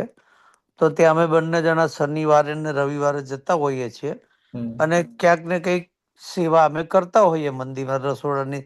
તો એ ભક્તિનો ભાગ ગણાય કે ના ગણાય? એ સેવા કરવી એ સેવા કરતા વખતે તમે કયા ઈચ્છા દ્વારા કરો છો, તમારી અંદરનો ભાવ કયો છે, શ્રદ્ધા કઈ છે, એના ઉપર બધું ડિપેન્ડ કરે છે. હા, એટલે સેવામાં જનરલી આપણે એમ કે આ સેવા હું તમને અર્પણ કરું છે, એમ એવો ભાવ હોય આપણી પાસે એમ. યસ, કઈ અપેક્ષા વગર સેવા કરવામાં આવે તો એને નિષ્કામ કર્મયોગ કહેવાય, ભગવાન માટે સમર્પિત. યસ. તમને બધાને વિનંતી છે ચેટ બોક્સ તમે મંદિરમાં આપણે સેવા કરીએ, બરાબર પ્રભુજી, સમજો, પણ આપણું મન એક સેકન્ડ માટે પણ ભગવાનમાં હોય ને, અને તમે બહાર ત્રીજા પર્સન ની વાત કરો કે ભાઈ પ્રભુજી તમારો પેલો આમ કરે છે, પેલો આમ કરે છે, તો હરે કૃષ્ણ પ્રભુજી, તમારો વોઇસ નથી ક્લિયર. હરે કૃષ્ણ. હા, વોઇસ આવ્યો હવે? હા બોલો પ્રભુજી. હા, વોઇસ આવ્યો? હા બોલો પ્રભુજી. ઓકે, આપણે મંદિરમાં સેવા કરતા કરતા આપણે આપણું મન એક સેકન્ડ માટે ભગવાનમાં લાગ્યું નહીં. ધારો કે કિચનમાં સેવા કરીએ પણ એક સેકન્ડ માટે ભગવાનમાં લાગ્યું નહીં, અને ઉપરથી આપણે મંદિરમાં આપણે થર્ડ પર્સન નું પેલા આમ કર્યું પેલા આમ કર્યું, આપણે એવો અભાવ ગુણ લઈએ છીએ. તો પછી શું એનું શું સમજવાનું? તો પછી વિચલિત થાય છે ને મન આપણું, ભગવાનની સેવામાં નથી રહેતું ને, વિચલિત થાય છે ને. તો ભગવાન એ જ કે છે કે મારામાં લગાડ. હવે નહીં લાગે તો ભગવાન આગળ સમજાવશે કે એવું પણ થાય છે કે ભાઈ તારું મન વિચલિત થઈ જાય તો શું કરી શકે છે, કેસે આગળ ભગવાન. હા, યસ પ્રભુજી. હરે કૃષ્ણ. યસ જયંત પ્રભુજી, કઈ કહી રહ્યા હતા તમે? હરે કૃષ્ણ પ્રભુજી, અટેન્ડન્સ લેખ મૂકી છે ચેટ બોક્સમાં, તો બધાને વિનંતી કે અટેન્ડન્સ પૂરી આપે. હરે કૃષ્ણ. યસ, હરે કૃષ્ણ પ્રભુજી, ખૂબ ખૂબ ધન્યવાદ તમારો. બધાને વિનંતી છે કે ચેટ બોક્સની અંદર અટેન્ડન્સ લિંક છે, તમે ભરી દેજો. યસ મયુરી માતાજી, બોલો. આપણે હમણાં જય શ્રી કૃષ્ણ. હમણાં પ્રભુજીએ કીધું કે આપણે મંદિરમાં જઈએ છીએ ને આમ થાય છે તો, અને હમણાં તમે એવું કીધું કે કશું ના થાય તો આપણા કર્મ ભગવાનને એ કર, તો તો એ બેમાં ડિફરન્સ ને એવું શું છે બના? ડિફરન્સ કઈ નહીં માતાજી, આ શુદ્ધિકરણની પ્રક્રિયા ભગવાન આપણને બતાડે છે કે તારે જો મારી સાથે કનેક્ટિવિટી બનાવી છે. ઘણા બધાની અલગ અલગ સ્ટ્રેટજી હોય ને, અલગ અલગ વૃત્તિ હોય, બધાની અલગ અલગ સિચ્યુએશન હોય. કોઈ વધારે શુદ્ધ ભક્ત હોય, કોઈ ઓછો શુદ્ધ ભક્ત હોય, કોના પર વધારે માયાદેવીનો પ્રભાવ હોય, કોઈ રજોગુણમાં વધારે હોય, કોઈ તમો ગુણમાં વધારે હોય, કોઈ સત્વ ગુણમાં વધારે હોય. તો બધા માટે અલગ અલગ સ્ટ્રક્ચર છે. કોઈ પહેલીમાં ભણી રહ્યું છે, કોઈ બીજીમાં ભણી રહ્યું છે, કોઈ ત્રીજીમાં ભણી રહ્યું છે. છેવટે બધાએ કરવાનું શું છે તો કે ગ્રેજ્યુએશન. એવી રીતે છે. પણ આમાં મારામાં કર્મ તારાથી કઈ ના થતું તો મને કર્મ કરો ને મારાથી કર્મ શો, તો એ આ બધું જ થયું ને? હા, તો ભગવાન એ જ કહે છે ને કે ધીરે જો તું વિધિ વિધાનોનું પાલન ન કરી શકતો હોય ને, તું મારી માટે કર્મ કરવાનું ચાલુ કર. એનાથી શું થશે? તું મારી સાથે ક્યાંક તો કનેક્ટ થઈશ, અને જ્યારે મારી સાથે કનેક્ટ થઈશ તો તારાથી સાધના ભક્તિ થશે. ત્યારે સાધના ભક્તિ થશે ત્યારે તું અનન્ય ભક્તિ કરી શકીશ. એટલે ભગવાન હવે સમજાવી રહ્યા છે આપણને. ઓકે, આગળ વધીએ. પરંતુ જો તું મારી આ ભાવનામાં રહી કર્મ કરવા અસમર્થ હોય, જે હમણાં પ્રભુજી પ્રશ્ન કરી રહ્યા હતા, બરાબર, કે ભાઈ માઇન્ડ વિચલિત થાય છે, જો આવી ગયું અહીંયા સકામ કર્મ, તો કે પરંતુ જો તું મારી ભાવનામાં રહી કર્મ કરવા અસમર્થ હોય તો તું પોતાના સર્વ કર્મના ફળોનો ત્યાગ કરી કર્મ કરવાનો તથા આત્મસ્થિત થવાનો પ્રયત્ન કર. શું શેનું ત્યાગ કરવાનો છે? સર્વ કર્મોના ફળોનો ત્યાગ. કર્મોનો ત્યાગ નથી કરવાનો, કર્મોના ફળોનો ત્યાગ કરવાનો છે અને આત્મસ્થિત થવાનો પ્રયત્ન કરવાનો છે કે છે. એટલે સકામ કર્મ કરવાની અહીંયા વાત કરે છે. ચોથા તબક્કામાં કૃષ્ણ શા માટે અહીંયા આપણને સમજાવી રહ્યા છે કે શું કરવા જરૂરી છે, કે તમારા કર્મના તમામ ફળોનો ત્યાગ કરવાનું કહે છે. ખબર છે? હરે કૃષ્ણ. કારણ કે કર્મનો જો ત્યાગ, કર્મના ફળોનો જો ત્યાગ નહીં કરો તો તમને આસક્તિ વધ્યા કરશે, અને કર્મના ફળોનો ત્યાગ કરશો તો ધીરે ધીરે તમને સ્વીકૃતિ આવશે કે તમે જે કરી રહ્યા છો એ પોતા માટે નહીં પણ ભગવાન માટે કરી રહ્યા છો. આગળ આવે છે ધ્યાન અને જ્ઞાનની વાત. જો તું આ પ્રક્રિયા પણ ન અપનાવી શકે, જો તારાથી એ પણ ન થાય તો તું જ્ઞાનોપાર્જનમાં પુરવાઈ જા. જો કે જ્ઞાન કરતા ધ્યાન વધારે શ્રેષ્ઠ છે, અને ધ્યાનથી પણ કર્મફળનો ત્યાગ વધારે શ્રેષ્ઠ છે, કે કારણ કે આવા ત્યાગ દ્વારા મનુષ્યને મનની શાંતિ પામી શકે છે. કે જો ફળની ઈચ્છા રાખીને તું કર્મ કરીશ તો દુઃખ નિશ્ચિત છે. કારણ કે બધાના કર્મ સફળ થશે એવું નથી, અમુક જ સફળ થાય છે, બરાબર ને? બધાની ઈચ્છા હોય છે કે હું બહુ કરોડપતિ બની જાઉં ને હું બહુ શ્રેષ્ઠ બની જાઉં, પણ બધા બની શકે છે નહીં. બધાનું સ્ટ્રક્ચર અલગ અલગ છે. એટલે ભગવાન અહીંયા સમજાવે છે કે જો તું આ પ્રક્રિયા પણ ન અપનાવી શકે ને, જો તું કર્મના ફળોનો ત્યાગ નથી કરી શકતો ને, તો કઈ ચિંતા નહીં કર, તું જ્ઞાનોપાર્જનમાં પરોવાઈ જા. એટલે કે આવા જે અલગ અલગ માધ્યમ છે, જેમાં અત્યારે આપણે ઓનલાઈન કરી રહ્યા છે, એવી રીતે અલગ અલગ માધ્યમ છે, તો અલગ અલગ જગ્યાએથી જ્ઞાન લેવાનું ચાલુ કરી દે, શાસ્ત્રોને સમજવાનું ચાલુ કરી દે. જોકે જ્ઞાન કરતા ધ્યાનને શ્રેષ્ઠ માન્યું છે. શું કામ? કારણ કે આપણે જ્ઞાન લેશું તો એમાં પણ આપણે વિચલિત થઈએ છીએ. બાકી આપણે જો ભગવાનમાં ધ્યાન કરીએ છીએ તો ક્યારેક ક્યારેક એવું થાય છે કે થોડાક સમય માટે આપણે ધ્યાન કરી શકીએ છીએ, છે ને? અત્યારની સિચ્યુએશન તો એવી છે કે ધ્યાન કરવા બેસાડીએ તો પણ ન થઈ શકે. હા, બંધ ઓરડીની અંદર વગર મોબાઈલે જો તમને એમ કહેવામાં આવે કે 2 કલાક શાંતિથી બેસવાનું છે, તમે 2 મિનિટ પછી તો વિચલિત થવા મળશે કે તને મોબાઈલ આપી દે પછી હું 2 કલાક ને 4 કલાક બેસી લઈશ. હા, ઇન્ટરનેટ અને મોબાઈલ જોઈએ આપણને, તો એવી પરિસ્થિતિઓ છે આપણી. તો કે છે ધ્યાનથી પણ વધારે કર્મફળનો ત્યાગ શ્રેષ્ઠ છે, કારણ કે આવા ત્યાગ દ્વારા મનુષ્યને મનની શાંતિ પ્રાપ્ત થાય છે. હવે ખૂબ સરસ રીતે અહીંયા આપણે સમજવાનો પ્રયત્ન કરીએ અલગ અલગ કથાઓ દ્વારા કે કેવી રીતે આપણે ભગવાન સાથે કનેક્ટિવિટી બનાવી શકીએ છીએ, છે ને? સનાતન ગોસ્વામી, ખબર છે કોણ છે સનાતન ગોસ્વામી? હરે કૃષ્ણ. થોડું ફાસ્ટમાં લેશું, ઓલરેડી 1 કલાક થઈ ગયો છે, અને ઉપરથી એવી ગાઈડલાઈન છે કે 1 કલાકની અંદર ક્લાસ પૂર્ણ કરવાનો. હરે કૃષ્ણ. ઓકે, ચલો હું તમને કહી દઉં છું સનાતન ગોસ્વામી કોણ છે. 6 ગોસ્વામીઓમાંથી એક ગોસ્વામી છે. ગૌડ વૈષ્ણવ સંપ્રદાયના કહીએ ને મહાન આચાર્ય છે. વૃંદાવનના જે 6 મુખ્ય ગોસ્વામીઓ છે એમાંના એક ગોસ્વામી છે, જે ચૈતન્ય મહાપ્રભુની ભક્તિ સિદ્ધાંત અને પ્રચારનું જે શાસ્ત્રીય સ્થાપન કરવાનું જે કામ હતું એમને સોંપવામાં આવેલું હતું. એમનો જન્મ જે છે લગભગ 1488 ની આસપાસ થયો હતો. મને એક્ઝેક્ટલી નથી યાદ, પણ 1488 ની આસપાસ થયો હતો. એમના ભાઈનું નામ છે રૂપ ગોસ્વામી. આ અત્યંત વિદ્વાન હતા. એમની કહીએ ને કે ભાઈ ફારસી ભાષા, અરબી ભાષા અને આ બધી ભાષાઓમાં એ નિષ્ણાત હતા. સંસ્કૃત ને બધા ઉપર એમની મજબૂત પકડ હતી. એ સમયે એ કહીએ ને કે ભાઈ ગવર્મેન્ટ ના ક્ષેત્રમાં હતા, એટલે કે મંત્રી લેવલ કહીએ ને એવી રીતે હતા. બંગાળનું જે રાજ્ય છે એમાં એક ઉચ્ચ મંત્રીના પદ પર હતા એ, અને એમનું જે નામ હતું એ સાકર મલિક નામ હતું. એટલે નામ ઉપરથી તમને ખબર પડે કે એ કયા ઓલામાંથી આવે છે ને, ઇસ્લામિક ઓલામાંથી આવે છે. તો કે સાકર મલિક એમનું નામ હતું, ને રૂપુ ગોસ્વામી જે એમના ભાઈ છે એમનું નામ હતું દબીર ખાસ. હા, દબીર ખાસ નામ હતું એમનું. તો આ પ્રમાણે હતું એ બંને, અને બહારથી એ આખા રાજ્ય ઉપર બધું પ્રભુત્વ જમાવતા હતા. પણ અંદરથી છે ને કૃષ્ણ પ્રત્યે એમને આકર્ષણ રહેતું, કૃષ્ણ ભક્તિમાં એમને ઇન્ટરેસ્ટ આવતો. હતા કયા? ઇસ્લામિક ઓલાના, પણ અંદરથી એને આકર્ષણ શેનું હતું? કૃષ્ણ પ્રત્યેનું હતું. એક સમયની ઘણી બધી કથા છે ચૈતન્ય ચરિતામૃત, જયારે તમે વાંચશો તો એમાં ઘણી બધી ઉલ્લેખ આવે છે. પણ મને જે યાદ આવે છે હું તમારી સાથે શેર કરવાનો પ્રયત્ન કરું છું.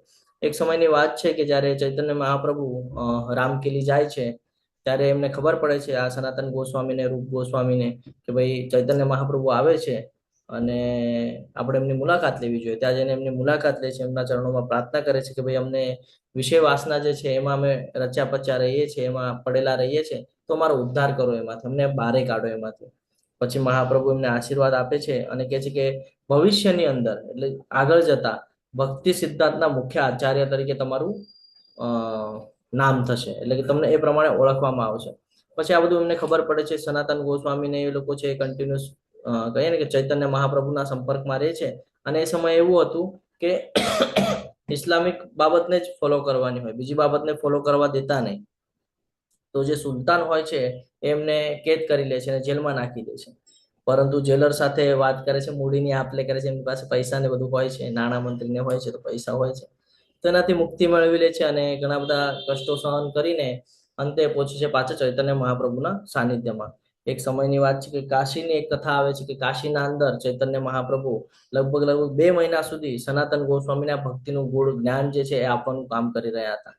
અને ત્યારે એક કહીએ ને કે ભાઈ પ્રશ્ન પૂછવામાં આવેલો હતો કે કન્ટિન્યુઅસમાં મને દુઃખ શું કામ થાય છે મારા જીવનમાં, અને હું કોણ છું? એટલે એમાં એવી રીતે વાક્ય છે કે આમી કેને અમાય જારે તાપત્રય, એટલે એમ કે છે કે ભાઈ હું કોણ છું અને મને 3 પ્રકારના જે દુઃખ છે એ શું કામ થઈ રહ્યા છે. તો ભગવાન ખૂબ સરસ રીતે મહાપ્રભુ એને જવાબ આપે છે કે જીવેર સ્વરૂપ હોય કૃષ્ણ રે નિત્ય દાસ. આજે આપણે કહીએ છીએ ને આ ત્યારનું છે, ત્યાંથી આવેલું છે કે જીવનનું શાશ્વત જે સ્વરૂપ છે એ કૃષ્ણનો નિત્ય સેવક હોય છે. તો આ જ્યારે આ બધું જ્ઞાન આપે છે ત્યારથી પછી શરૂઆત થાય છે કે ભાઈ ગૌડ્ય વૈષ્ણવ તત્વજ્ઞાનનો જે આધાર છે એ આ જ છે કે જીવેર સ્વરૂપ હોય કૃષ્ણ રે નિત્ય દાસ, કે જીવ જે છે એને હંમેશા ભગવાનના દાસ તરીકે રહેવું જોઈએ. વૃંદાવનના અંદર પછી આપણે આખું સ્ટ્રક્ચર હું હમણાં શેર નથી કરી શકતો સમયના અભાવમાં, પણ હું તમને થોડાકમાં કહું તો મહાપ્રભુ એમને 4 મેઇન કામ સોંપી દીધેલા હતા કે વૃંદાવનની અંદર જેટલું પણ તીર્થસ્થાન છે એની અંદર જે કાંઈ પણ લુપ્ત થઈ ગયું છે એ બધું ગોતવાનું કામ એમણે કરેલું છે. ભક્તિ વિષયો શાસ્ત્રો લખવાનું કામ એમની પાસે કરાવવામાં આવેલું છે. દેવતાઓની સેવા સ્થાપન કરવાની જે પદ્ધતિ છે એમના દ્વારા કરાવવામાં આવેલી છે. અને વૈષ્ણવ આચારનો પ્રચાર કરવો એ એમની પાસે કરાવવામાં આવે છે. આ 4 મુખ્ય કાર્ય એમની પાસે કરાવવામાં આવેલા છે. આ છે સનાતન ગોસ્વામી જે હતા બીજા એમાં, અને પછી ઇસ્કોન ની અંદર, એટલે કે કહીએ ને કે આ જે પરંપરા ચાલી રહી છે આ પરંપરાની અંદર એમણે બહુ મહત્વનો ફાળો આપ્યો છે. હતા ભૌતિક જગત સાથે જોડાયેલા, પણ ચૈતન્ય મહાપ્રભુના સાનિધ્યમાં આવીને ભગવાનની સાથેની કનેક્ટિવિટી જે એમને જોઈતી હતી એ એમની બની ગઈ. એટલે હંમેશા ધ્યાનમાં રાખવાનું છે કે ભક્તોનો સંગ બહુ મહત્વનો છે, કે જ્યારે તમે ભક્તોના સંગમાં આવી જશો ને તો ઓટોમેટિકલી તમે કનેક્ટ થઈ જશો. અને એમની સાથે કેટલું બધું કહે ને ગેરવ્યવહાર કરવામાં આવેલો હતો. તો અહીંયાથી સમજાવવામાં આવે છે કે જે મનુષ્ય કોઈનો દ્વેષ નથી કરતો, એમને જેલમાં પૂરી દીધા હતા ને, તો કે જે મનુષ્ય કોઈનો દ્વેષ નથી કરતો પરંતુ જીવ માત્રનો દયાળુ મિત્ર હોય છે, જે પોતાને સ્વામી માનતો નથી તથા મિથ્યા અહંકારથી રહિત છે. મિથ્યા અહંકાર કે હું કોણ છું, હમણાં આવી ગયો ને હું કોણ છું, તો કે જે સુખ તથા દુઃખમાં સમાન રહે છે, જે સહિષ્ણુ છે, સદા સંતુષ્ટ રહે છે, આત્મસંયમી હોય છે તથા દ્રઢ નિશ્ચયપૂર્વક મારામાં મન તથા બુદ્ધિ સ્થિર કરે છે અને ભક્તિપરાયણ રહે છે, આવો ભક્ત મને પ્રિય હોય છે. ભગવાન એ કેટેગરી સ્ટાર્ટ કરી છે કે કેવા લોકો મને પ્રિય છે, કયા ગુણ એની અંદર હોવા જોઈએ. તો આ ગુણોના સ્તર બતાડે છે. આપણે કથા પણ લઈએ છીએ અને શ્લોકને પણ સમજીએ છીએ. તો આ હવે નોટ ડાઉન કરતું જવાનું છે, ને તો સ્ક્રીનશોટ કાઢી લેવાનું છે કે આપણે અંદર આ ગુણો વિકસાવવાની શરૂઆત કરવાની છે.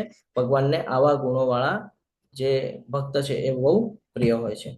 અહીંયા ચિત્રકેતુ મહારાજની કથા ખબર છે? ચિત્રકેતુ મહારાજની કથા કોઈને? આપણે બીજા અધ્યાયમાં લીધેલી છે, ખબર છે? હરે કૃષ્ણ. કોઈને કેવી છે? અચ્છા, કોઈને જ નથી ખબર. હરે કૃષ્ણ. કઈ જ નથી ખબર? થોડું ઘણું ખ્યાલ છે પ્રભુજી. શું ખ્યાલ છે ચિત્રકેતુ મહારાજના કથામાં? ચિત્રકેતુ મહારાજની કથામાં એવું હતું કે એમને કોઈ સંતાનમાં પુત્ર નહોતો, એટલે એમને સંતાનની બહુ ઈચ્છા હતી. પણ પછી એમના ગુરુને બધા એમને સમજાવે છે કે સંતાન જે છે એ તારા દુઃખનું કારણ બનશે એમ, પણ છતાં પણ એ બહુ જ ઈચ્છા કરે છે. એટલે પછી એમની એક રાણીના કુખે એમના પુત્રનો જન્મ થાય છે. પછી એવું થાય છે કે બીજી બધી રાણીઓ જે છે એના પર રાજા બહુ ધ્યાન નથી આપતા, એટલે એ બધી રાણીઓને એવું થાય છે કે આપણા દુઃખનું કારણ અને આપણા રાજા આપણા પર ધ્યાન નથી આપતા એનું કારણ આ પુત્ર જ છે. એટલે એ બધી રાણીઓ એક પેલું કરી અને એ પુત્રને મારી નાખે છે. એટલે એ પુત્ર મરી જાય છે એટલે રાજાને અત્યંત દુઃખ થાય છે, અત્યંત કલ્પાંત કરે છે. પછી નારદ મુનિ ત્યાં આવે છે અને એને સમજાવે છે, પણ રાજા એને એવું કહે છે કે મેં હજી તો એની સાથે વાત નથી કરી, એની સાથે સમજણો તો હું રમ્યો પણ નથી, તમે એક વખત એને જીવિત કરો, મારે એની સાથે વાત કરવી છે. એટલે પછી એને જીવિત કરે છે. એટલે એ પુત્ર જે છે એને રાજા કહે છે કે હું તારો પિતા છું. એટલે એવું પૂછે છે કે તમે મારા કયા જન્મના પિતા છો? એટલે એના પછી ચિત્રકેતુ મહારાજને જ્ઞાન થાય છે કે આ જે છે એ મતલબ હવે આગળ નહીં સમજાવી શકું. ઓકે, હવે આનાથી આગળ હું તમને કન્ટિન્યુ કરાવી દઉં છું. તો નારદ મુનિ અને અંગિરા ઋષિના ઉપદેશ પછી ચિત્રકેતુ મહારાજ જે છે એ ભગવાનની ભક્તિ કરી અને શંકરષણના દર્શન પ્રાપ્ત કરે છે, જે ભગવાનનું ઓફિસ છે ત્યાં સુધીની લેવલ પહોંચી જાય છે ભક્તિ કરીને, અને ભગવાનના આશીર્વાદથી એ મહાન ભક્ત બની જાય છે. કહીએ ને, વિદ્યા, વૈરાગ્ય અને ભક્તિથી એકદમ સમૃદ્ધ થઈ જાય છે. અને દિવ્ય વિમાનની અંદર, હરે કૃષ્ણ, મ્યુટ રાખજો, અને દિવ્ય વિમાનની અંદર કહીએ ને કે ભાઈ આખા બ્રહ્માંડનું ચક્કર લગાવે છે, અહીંયાથી ત્યાં, ત્યાંથી ત્યાં, એવી રીતે જતા હોય છે. હરે કૃષ્ણ. યસ, દીપેશ્વરી માતાજી બોલો. હરે કૃષ્ણ. આપણી સાથે સૌથી સિનિયર ડિવોટીઝ અને મારા ગુરુ આજે વિરાજમાન. પ્રભુ રેવા દો, કથા કહેવા માટે જ બધું કોઈ નો કે તો પછી એમ તમે 3-4 વાર પૂછ્યું પણ તમે કન્ટિન્યુ કરો. હરે કૃષ્ણ. હરે કૃષ્ણ. તો ભગવાનના આશીર્વાદથી મહાન ભક્ત બની જાય છે અને પછી વિમાનમાં આખા બ્રહ્માંડનું કહે ને વિહાર કરતા હોય, અહીંયાથી ત્યાં, અહીંયાથી ત્યાં, અને ભગવાનના ગુણગાન ગાતા હોય છે કન્ટિન્યુઅસ. થાય છે એવું એક સમયની ઘટના છે. આ તમને ગ્રંથરાજ શ્રીમદ ભાગવતમમાં મળી રહે છે, તો ત્યાં વિસ્તૃતલી છે, પણ સમયના અભાવે આપણે અહીંયા ફટાફટ લેવાનો પ્રયત્ન કરશું. કે એક વખત ચિત્રકેતુ મહારાજ જે છે એ ઋષિઓ અને દેવતાઓની એક મોટી સભા ચાલી રહી છે. સભાની અંદર જાય છે, ત્યાં જોવે છે કે ભાઈ શિવજી છે એ પોતાની પત્ની પાર્વતીને ખોળામાં બેસાડીને સભામાં ઉપદેશ આપી રહ્યા છે. હવે શિવજી કોણ છે આપણને ખબર છે ને, વૈષ્ણવા નામ યથાશંભો, કે સૌથી શુદ્ધ વૈષ્ણવ એ છે. તો ત્યાં જોઈ રહ્યા છે કે ભાઈ પાર્વતીજીને ખોળામાં બેસાડીને સભામાં ઉપદેશ આપી રહ્યા છે. સભામાં ઘણા બધા ઋષિઓ પણ છે, સિદ્ધો છે અને દેવતાઓ પણ હાજર છે. ચિત્રકેતુ મહારાજ જે છે એ ભગવાન શિવની આ મહાનતા જાણતા હોય છે કે ભાઈ શિવજી જે છે એ કોઈ સામાન્ય જીવ નથી, પરંતુ મહાન વૈષ્ણવ છે. તો થાય છે એવું, ચિત્રકેતુ મહારાજ આ દ્રશ્ય જોઈ જાય છે અને થોડુંક હસી જાય છે, હસે છે. અને પછી મજાકમાં આપણે કહીએ ને, આપણા ફ્રેન્ડને કેવું આપણે થોડુંક આમ એને આમ ટોકીએ કે ભાઈ શું કરી રહ્યો છે તું, તેવી રીતે કહેવા જાય છે કે આખા જગતના ગુરુ, મહાન તપસ્વી અને વૈરાગી છે શિવજી, અને જાહેર સભાની અંદર પોતાની પત્નીને ખોળામાં બેસાડીને બેઠા છે. હવે આની પાછળ એમને અપમાન નહોતું કરવું, પણ એક કહીએ ને આપણે કે ભાઈ આપણે કોઈને એલર્ટ કરતા હોઈએ કે ભાઈ તમે તો વૈષ્ણવ છો, તમને આ શોભે નહીં ને, એવી રીતે. તો એવો અપમાનનો ભાવ હોતો નથી, પરંતુ ચિત્રકેતુ મહારાજજી જે છે એ આવી હળવી મિત્ર ભાવથી એક ટિપ્પણી કરી નાખે છે. તો શિવજીને પણ ખબર છે, એમણે સાંભળ્યું આ અને થોડુંક સ્મિત કર્યું, ખાલી હસ્યા, નોર્મલ, કોઈ ગુસ્સો નહીં, કાંઈ નહીં, કાંઈ નહીં, કાંઈ નહીં. કારણ કે ખબર છે ચિત્રકેતુ મહારાજ શુદ્ધ ભક્ત છે અને એમના હૃદયના અંદર કોઈ પ્રકારનો દ્વેષ છે નહીં. પરંતુ જે પાર્વતીજી છે એને ક્રોધ આવી જાય છે. પાર્વતીજી એવું વિચારે છે કે અમારા પતિ જે છે, જે મહાદેવ છે, એમની સામે આવી રીતે બોલવાની હિંમત કેવી રીતે થઈ આની, અને ક્રોધિત થઈ જાય છે. ક્રોધમાં જો કેવી ગડબડ થઈ જાય ખબર પડે છે. જયદ્રથના વધમાં પણ ક્રોધમાં ગડબડ થઈ ગઈ હતી, અહીંયા પણ ક્રોધ થઈ જાય છે. તો ક્રોધ આવી જાય છે તો શ્રાપ આપી દે છે કે તું ભગવાનના મહાન ભક્તોની નિંદા કરે છે ને, હવે તારો જન્મ અસુરીઓનીમાં થશે, હવે તારો જન્મ અસુરીઓનીમાં થશે. તો આ સમજવા જેવું છે. આપણને કોઈ ક્રોધમાં કંઈક બોલી જાય તો આપણે 2-4 છૂટા વેણ મોકલી દઈએ, હે ને, કે તું મને આમ બોલ્યો જ શું કામ, કેવી રીતે તારી હિંમત છે એમ. પણ ચિત્રકેતુ મહારાજ પાસે ત્યાં સમજવા જેવું છે. એવી પ્રતિક્રિયા આપે છે ને ચિત્રકેતુ મહારાજ. આ કહીએ ને કે ભાઈ આ આખી કથાનો જે મૂળ પોઈન્ટ છે ને, આ એ છે પોઈન્ટ કે ભાઈ ચિત્રકેતુ મહારાજ છે એ વિમાનમાંથી ઉતરે છે નીચે, પાર્વતીજી પાસે આવે છે, કોઈ વાદ વિવાદ નથી કરતા, કઈ જ બોલતા નથી. જે શ્રાપ આપવામાં આવ્યો છે એનો પણ વિરોધ નથી કરતા, અને પાર્વતીજીને પ્રણામ કરે છે અને કહે છે કે માતા, હું તમારો શ્રાપ જે છે એ આનંદથી સ્વીકાર કરું છું. જે કંઈ પણ થાય છે ને કે છે એ બધું ભગવાનની ઈચ્છાથી થાય છે. આ સમજવું પડશે આપણને કે એમની જે વિચારસરણી છે. શુદ્ધ ભક્ત શું કામ કીધા છે? આ કાંઈ પણ થાય તો વિચલિત નથી થતા, કે છે જે કાંઈ પણ થાય છે બધું ભગવાનની ઈચ્છાથી થાય છે. અને કે છે ને કે ભાઈ સુખ અને દુઃખ બંને જે કાંઈ પણ કર્મની જે વ્યવસ્થા કરીને આપવાની છે આ પણ ભગવાન દ્વારા જ થઈ રહી છે. તો આ જે છે ને આ લક્ષણ મહત્વનું છે. આ શુદ્ધ ભક્તનું લક્ષણ છે. પછી ચિત્રકેતુ મહારાજ ત્યાંથી વયા જાય છે અને શિવજી પછી પાર્વતીજીને સમજાવે છે કે જુઓ, આને કહેવાય વૈષ્ણવ, આને કહેવાય મહાન વૈષ્ણવ, કે તેને સ્વર્ગ મળે કે નર્ક મળે, શ્રાપ આપી દીધો ને, અલગ યોની મળશે હવે. હા, તો કે છે સ્વર્ગ મળે કે નર્ક મળે, માન મળે કે અપમાન મળે, હંમેશા સંભવ, હંમેશા ન્યુટ્રલ રહે છે.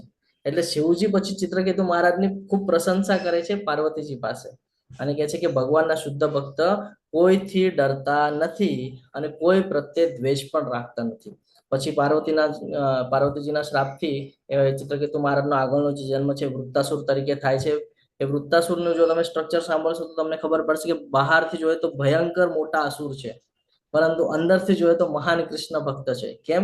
કારણ કે પેલા ભક્ત હતા ને શ્રાપના લીધે એમને પ્રાપ્ત થયું છે. પછી દેવરાજ ઇન્દ્ર સાથેની કથા આવે છે કે એમની સાથે યુદ્ધ કરે છે, હા, અને પછી ભક્તિમયની પ્રાર્થનાઓ કરે છે. આ બધું તમને ગ્રંથરાજ શ્રીમદ ભાગવતમની અંદર મળી જશે. અને એની અંદર એવી રીતે પણ ઉલ્લેખ છે કે મહાભાગવતના ભક્ત તરીકે એમને ગૌરવ આપવામાં આવેલું છે એની અંદર. એટલે મેં વાંચેલું છે એટલે હું તમારી સાથે એટલું શેર કરી શકું છું. તો આ સમજવા જેવું છે. તો આ ચિત્રકેતુ મહારાજની કથા આપણે જોઈ. અહીંયાથી ઘણા બધા મુદ્દાઓ આપણને સમજમાં આવ્યા કે ભાઈ કેવો ભક્ત હોવો જોઈએ. તો જે કોઈને કષ્ટ આપતો નથી અને જે અન્ય કોઈના કારણે અસ્વસ્થ થતો નથી, જે સુખ તથા દુઃખ અને ભય તથા ચિંતામાં સંભાવયુક્ત રહે છે, એવો ભક્ત મને બહુ પ્રિય છે. કે છે જો અહીંયા કહે છે કે સુખ અને દુઃખ જીવન સંસારનો નિયમ છે. સંસારની અંદર તમને સુખ અને દુઃખ આવવાનું જ છે, એમાં કોઈ દિવસે વિચલિત થવાનું. એ ક્ષણિક છે. ઓલું એક વાક્ય કહેવામાં આવે છે ને કે આ સમય પણ વીતી જશે. સુખી હોય એ સાંભળે તો દુઃખી થાય, દુઃખી સાંભળે તો સુખી થાય, કે આ સમય પણ વીતી જશે. તો આ હંમેશા ધ્યાનમાં રાખવાનું છે કે એમાં વિચલિત નથી થવાનું. ભય અને ચિંતા, શેનો ભય રાખવાનો છે? મૃત્યુનો.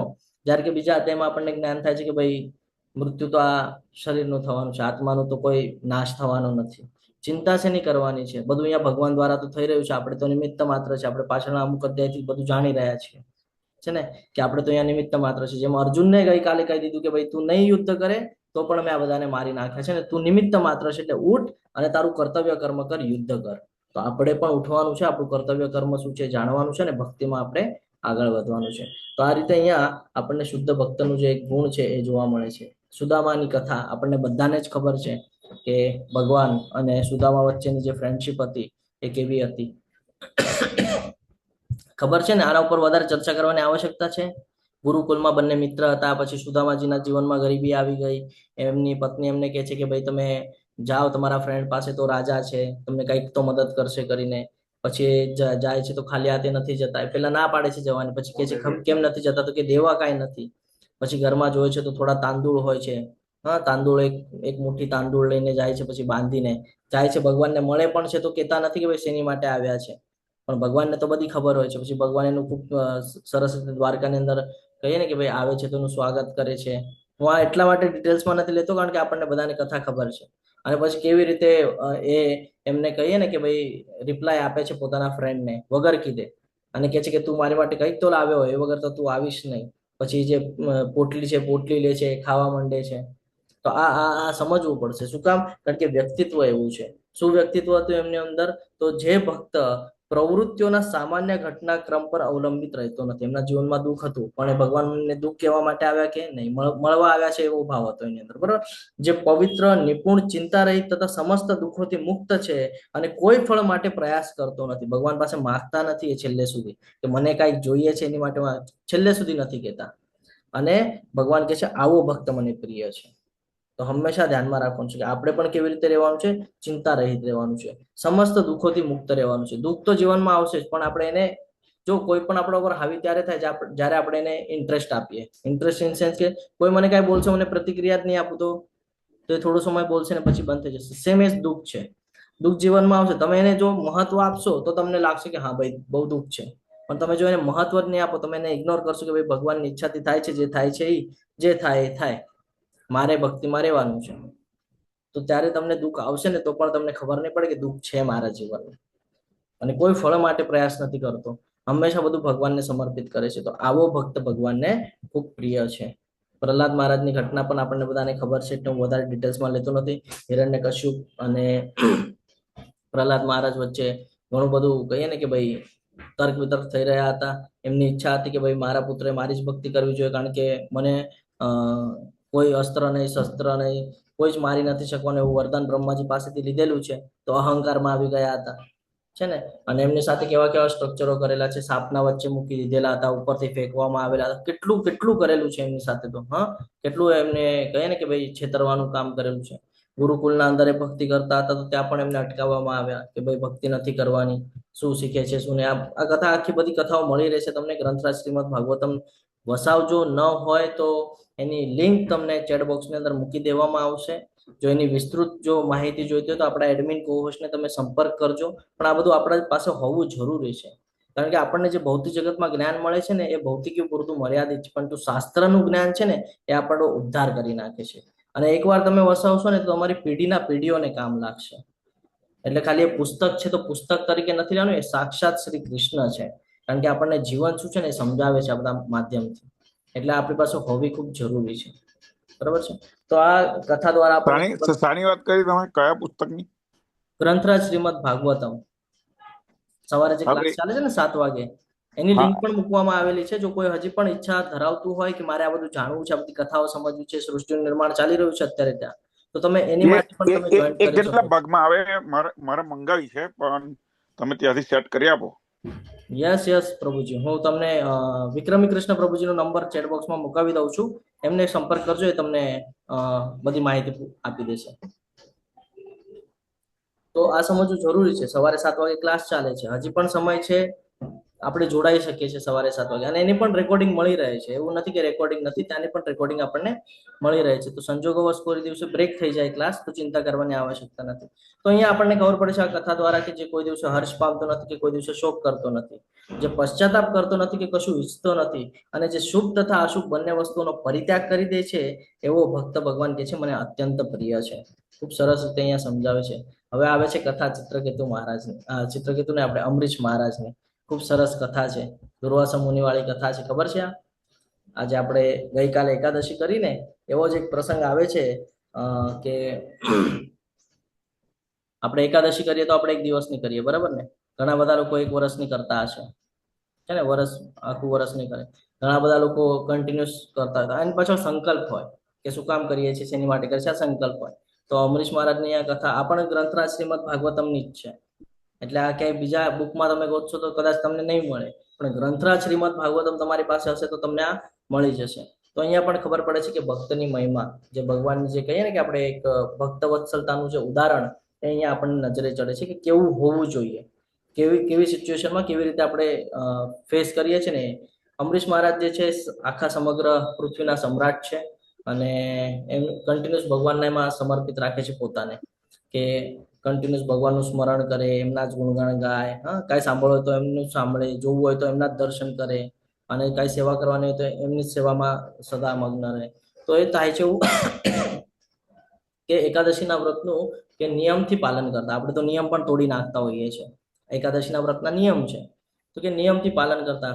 એક વખતની વાત છે કે જ્યારે અમરીશ મહારાજ જે છે પોતાના રાણી સાથે આખા કહે ને વર્ષભરનું એકાદશીનું વ્રત કરે છે, અને કાર્તિક માસની એકાદશી પછી દ્વાદશીના દિવસે પારણું કરવાનો સમય આવે છે. આજે જો આપણને ગ્રુપના અંદર એક મેસેજ આવ્યો હશે કે ભાઈ પારણાનો સમય, આ સમયથી આ સમયની વચ્ચે તમે પારણા કરી શકો છો. તો ત્યારે થાય છે એવું કે ત્યાં દુર્વાસા મુનિ, હું બહુ શોર્ટમાં લઉં છું કારણ કે કથા મોટી છે પણ સમય નથી એટલે હું શોર્ટમાં લઉં છું. થાય છે એવું કે ભાઈ દુર્વાસા મુનિ ત્યાં એન્ટ્રી થાય છે. અમરીશ મહારાજ એમને સન્માન કરે છે અને ભોજન માટે એમને પણ આમંત્રણ આપે છે. તો દુર્વાસા મુનિ એમને કહે છે કે હું પેલા યમુના નદીમાં જઈને સ્નાન કરીને આવું છું અને પછી આપણે ભેગા બેસીને પારણા કરશું. હવે થાય છે એવું કે દુર્વાસા મુનિ ગયા છે સ્નાન કરવા માટે, પરંતુ રિટર્ન આવવા માટે બહુ સમય લાગી રહ્યો છે એમને. અને બીજી બાજુ જોઈએ તો ભાઈ દ્વાદશીનો જે પારણો કરવાનો જે સમય છે એ પૂરો થવા આવ્યો છે. હવે ધર્મ સંકટ આવી ગયું કે ભાઈ એમને મેં શબ્દ આપેલો છે કે તમે આવો પછી આપણે બેસીએ અને અહીંયા સમય નીકળી જશે. તો ધર્મ સંકટ થઈ જાય ને કે પાલન કરે, પાલન ન કરે તો એકાદશીનું વ્રત ભંગ થઈ જાય, અને પારણું કરી લે તો કે ભાઈ મહેમાનની પહેલા ભોજન કરવું એ અપરાધ ગણાય છે. તો થઈ ગયું ધર્મ સંકટ કે ભાઈ આમ કરીશ તો પણ નુકસાન, આમ કરીશ તો પણ નુકસાન, તો હવે કરવું શું? તો બધા બ્રાહ્મણોને બોલાવે છે, બ્રાહ્મણોની સાથે બેસીને ચર્ચા કરે છે. અંતિમમાં એવો નિષ્કર્ષ નીકળે છે કે ભાઈ ભગવાનનું જે ચરણામૃત હોય ને, થોડુંક જળ, તો કે જળ પી લઈએ અને એનાથી કરીએ, જળ પી લઈએ તો એનાથી પારણું થઈ જાય છે, અને ભોજન કર્યું નથી એમ પણ ગણાય છે. એટલે કહે ને કે ભાઈ બેઉ સાઈડના નુકસાનથી બચી જવાય છે કે પારણુંનું પારણું થઈ જાય જળ ગ્રહણ કરે એટલે, અને ભોજન પણ નથી કર્યું તો જે દુર્વાસા મુનિને જે આમંત્રણ આપ્યું છે એનું પણ ભંગ નહીં થાય, એટલે એ પણ પાપ નહીં લાગે, એ પણ અપરાધ નહીં લાગે કે મહેમાનની પહેલા ભોજન કરી લીધું. આ સમજવું જરૂરી છે. તો શું કરે છે, થોડુંક ચરણામૃત લે છે અને ગ્રહણ કરી લે છે.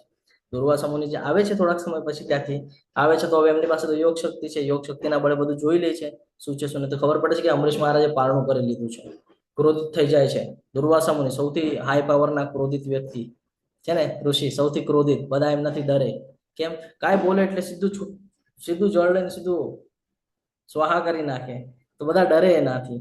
તો કે ભાઈ દુર્વાસા મુનિ આવે છે, યોગ શક્તિ ત્યાં બધું જાણી લે છે, અને પછી જટામાંથી એક વાળ ખેંચે છે અને કહીએ ને કે કૃત્યા નામના જે રાક્ષસી છે એમને ઉત્પન્ન કરે છે, અને પછી એને અમરીશ મહારાજને મારવા માટે એમની પાછળ મોકલી દે છે. હવે અહીંયાથી સ્ટ્રક્ચર સાંભળજો કે સતત ભગવાનની ભક્તિ કરતા હતા ને તો શું સિચ્યુએશન નિર્માણ થઈ. હવે એમણે દુર્વાસા મુનિએ એ કૃત્યા નામની જે રાક્ષસી છે એને ઉત્પન્ન કરીને એમની પાછળ મોકલી દીધું. તો અમરીશ મહારાજ એકદમ શાંતિથી ઊભા છે. આપણે હોઈએ તો ભાગવા માંડીએ ને, અમરીશ મહારાજ એકદમ શાંતિથી ઊભા છે. તો વિષ્ણુજીનું સુદર્શન ચક્ર તરફ ત્યાં આવી જાય છે અને રાક્ષસી જે છે એનો વધ કરી નાખે છે. એટલું જ નહીં, એનો વધ કર્યા પછી એ સુદર્શન ચક્ર જે છે એ દુર્વાસા મુનિની પાછળ લાગી જાય છે. અહીંયા કથામાં છે કે નહીં ખબર નહીં, હા જો આવ્યું સુદર્શન ચક્ર એમની પાછળ લાગી જાય છે, અને પછી ભયભીત થઈ જાય છે. આખા બ્રહ્માંડમાં ફરી રહ્યા છે, અહીંયાથી ત્યાં ભાગદોડ કરી રહ્યા છે પોતાનો જીવ બચાવવા માટે. બ્રહ્માજી પાસે જાય છે તો બ્રહ્માજી કહે છે આ તો સુદર્શન ચક્ર તો મારું છે જ નહીં, હું તો યુઝ જ નથી કરતો, કે છે મારું તો છે જ નહીં, તો જેનું છે એની પાસે જવું પડશે. આવી જાય છે શિવજી પાસે. શિવજી એને એમ લાગે છે કે ભાઈ નાશ કરવાનું કામ શિવજીનું છે, તો શિવજી પાસે જાય. શિવજી કહે છે આ મારું પણ નથી, કે તમારે જવું પડશે વિષ્ણુના શરણે. જ્યાં સુધી તમે વિષ્ણુના શરણે નહીં જાઓ ત્યાં સુધી તમને તો વિષ્ણુના શરણે જાય તો વિષ્ણુ કહે છે ભાઈ આ વિધિનું વિધાન છે કે જે મારા ભક્તને ત્રાસ આપશે એને ત્રાસ અવશ્ય થશે. હવે તમે એક જ કામ કરીશ તો કે આમાંથી હું કેવી રીતે બચી શકું? તો કે ભાઈ જે ભક્તને તમે તકલીફ આપી છે એની માફી માંગી લો, જો એ કહેશે તો થઈ જશે. તરત આવે છે અને સીધા એમના ચરણોમાં દુર્વાસા મુનિ અમરીશ મહારાજના ચરણોમાં પડી જાય છે અને માફી માંગે છે, અને ત્યાં એ જ સિચ્યુએશનમાં એમને માફ કરી દે છે અને સુદર્શન ચક્રને પણ પાછું મોકલાવી દે છે. આ છે કે તમારી સાથે કોઈક એવી પણ વૃત્તિ કરે, તમારી સાથે એવી વૃત્તિ કરવા નથી, એ અહીંયાથી શીખવા મળે છે કે સામેવાળો જે કરે એ એના કર્મ છે, પણ આપણે એવું નથી કરવું, એ આપણો ધર્મ છે. કારણ કે આપણે આ બધું જ્ઞાન લઈ રહ્યા છીએ, ગ્રંથરાજ શ્રીમદ ભાગવતમનું, ભગવદ્ ગીતાનું આ બધું જ્ઞાન આપણે લઈ રહ્યા છીએ, તો એ આપણો ધર્મ છે. તો અહીંયા એ શ્લોક આપણને સમજાવે છે કે જે શત્રુઓ તથા મિત્ર સાથે સમાન રીતે વર્તે છે, જે માન તથા અપમાનમાં, ઠંડી તથા ગરમીમાં, આ સમજવા જેવું છે, સ્ક્રીનશોટ કાઢી લેજો ન સમજાય તો. જે શત્રુ અને મિત્ર સાથે સમાન રીતે વર્તે છે, એ કાંઈ પણ કરે એનો કર્મ છે, આપણે એની સાથે એવી રીતે નથી કરવાનું, આપણો ધર્મ છે. માન તથા અપમાનમાં, ઠંડી તથા ગરમીમાં, સુખ તથા દુઃખમાં, કીર્તિ તથા અપકીર્તિમાં સંભાવયુક્ત રહે છે, જે ન્યુટ્રલ રહે છે, જે દુસંગથી અળગો રહે છે. દુસંગ એટલે શું? જે ભૌતિક જગતના સંસાધનો, જે વિષયાભોગ તરફ આપણને ખેંચે છે એવા લોકોથી અલગ રહે છે, અલિપ્ત રહે છે. એટલે ઓલા કમળપત્રની જેમ કે કમળપત્ર જે છે એ રહે છે તો પાણીમાં જ, પણ એ પાણી એની સાથે મિક્સ થતું નથી. એવી રીતે આપણે રહેવાનું છે ભૌતિક જગતમાં, આપણે આજુબાજુના એટમોસ્ફિયરમાં ફ્રેન્ડ આ તે બધા હશે, પણ એ લોકોની વૃત્તિ આપણી અંદર ન આવવી જોઈએ જે ભૌતિક જગત સાથે આપણને સંકળાવે છે.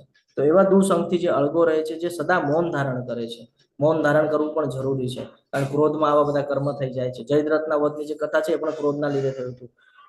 અર્જુનજી ક્રોધમાં આવી ગયા હતા ને એમણે પ્રણ લઈ લીધેલો કે કાલ સવારે સૂર્યાસ્તની પહેલા હું જયદ્રથનો વધ કરી દઈશ, નહીં તો અગ્નિ સ્નાન કરી લઈશ.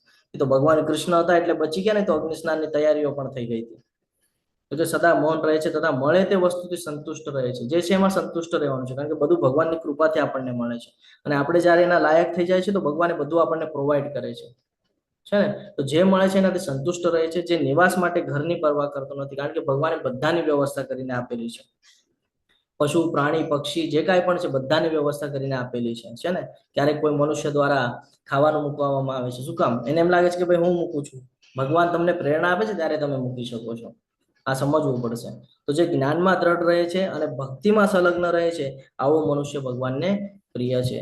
હજી એક કથા આવે છે બિલ્વ મંગલ ઠાકુરની, આ પણ ખૂબ સરસ કથા છે.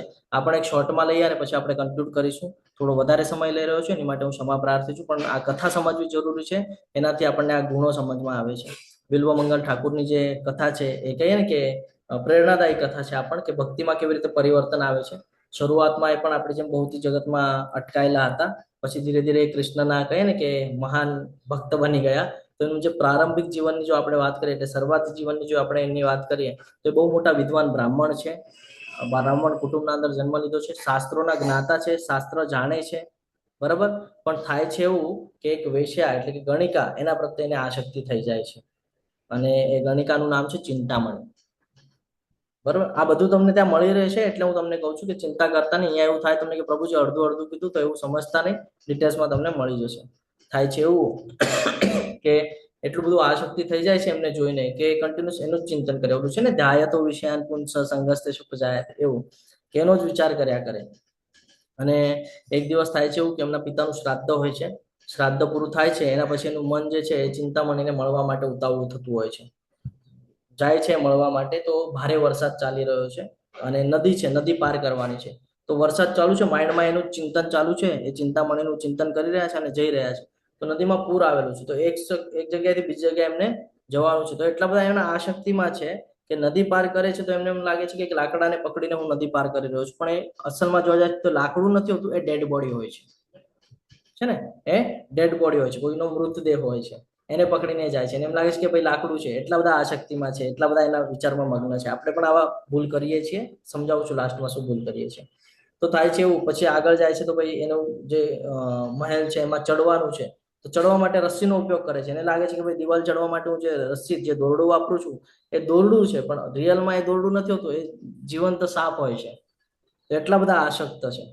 અને પછી આટલા આસક્તિની સાથે એમની પાસે જાય છે. ચિંતામણી જોવે છે કે ભાઈ એને આશ્ચર્ય થાય છે કે આ મારા નાશવંત જે શરીર છે, નાશવંત શરીર તો નાશવંત છે ને, તો કે મારું આ જે નાશવંત શરીર છે એની માટે આટલી બધી આસક્તિ, આટલી જ આસક્તિ જો તમે કૃષ્ણ ભક્તિમાં કરીએ તો કે મહાન સંત બની જાઓ એમ કે તમે. અને આ શબ્દથી કહીએ ને કે ભાઈ બિલ્વ મંગલ ઠાકુરજીને અંદર કહીએ ને આમ હિટ થઈ જાય છે કે ભાઈ આ સાચું કહી રહ્યા છે. પછી એ કહે છે કે જે સ્ત્રીને હું ભોગની વસ્તુ માનું છું આજથી એ મારી ગુરુ બની ગઈ. એટલે કે વેશ્યા છે એ પણ ગુરુનું સ્થાન લઈ શકે છે, અહીંયાથી આપણને સમજાય છે ને. એટલે કે આપણે આજે પરંપરાની અંદર આવે છે ગૌડ વૈષ્ણવ પરંપરા, એની અંદર આ ચિંતામણી જે છે એને શિક્ષા ગુરુ તરીકે ઉલ્લેખ કરવામાં આવ્યો છે. કારણ કે જો ગુરુનું સ્થાન ક્યારે મળે ખબર છે? ગુરુ એને કહેવાય કે જે તમને ભગવાન સાથે કનેક્ટ કરાવી દે. કોઈ પણ વ્યક્તિ હોઈ શકે, કોઈ પણ વ્યક્તિ એ તમને ભગવાન સાથે કનેક્ટ કરાવી દે, એને ગુરુનું સ્થાન આપી શકાય છે, કારણ કે એને આપણને યોગ્ય માર્ગ ઉપર માર્ગદર્શન કરેલું છે. તો થાય છે એવું કે ભાઈ બિલ્વ મંગલ ઠાકુર છે એ તરત જ પોતાના ઘર તરફ જાય છે અને આ જે વિષયાશક્તિ જે છે એનો ત્યાગ કરી દે છે અને વૃંદાવન તરફ નીકળી જાય છે. માર્ગમાં પણ એક વખત એવું થાય છે કે એક સ્ત્રી દેખાઈ જાય છે, એ પણ ખૂબ સૌંદર્ય હોય છે. તેમનું મન છે ને ઘડે ઘડે એ તરફ એટ્રેક્ટ કરે. આપણને પણ કોઈ વસ્તુ જોઈએ તો એટ્રેક્ટ કરે ને, મારે આ જોઈએ છે. તેમનું મન એ તરફ એટ્રેક્ટ કરે છે.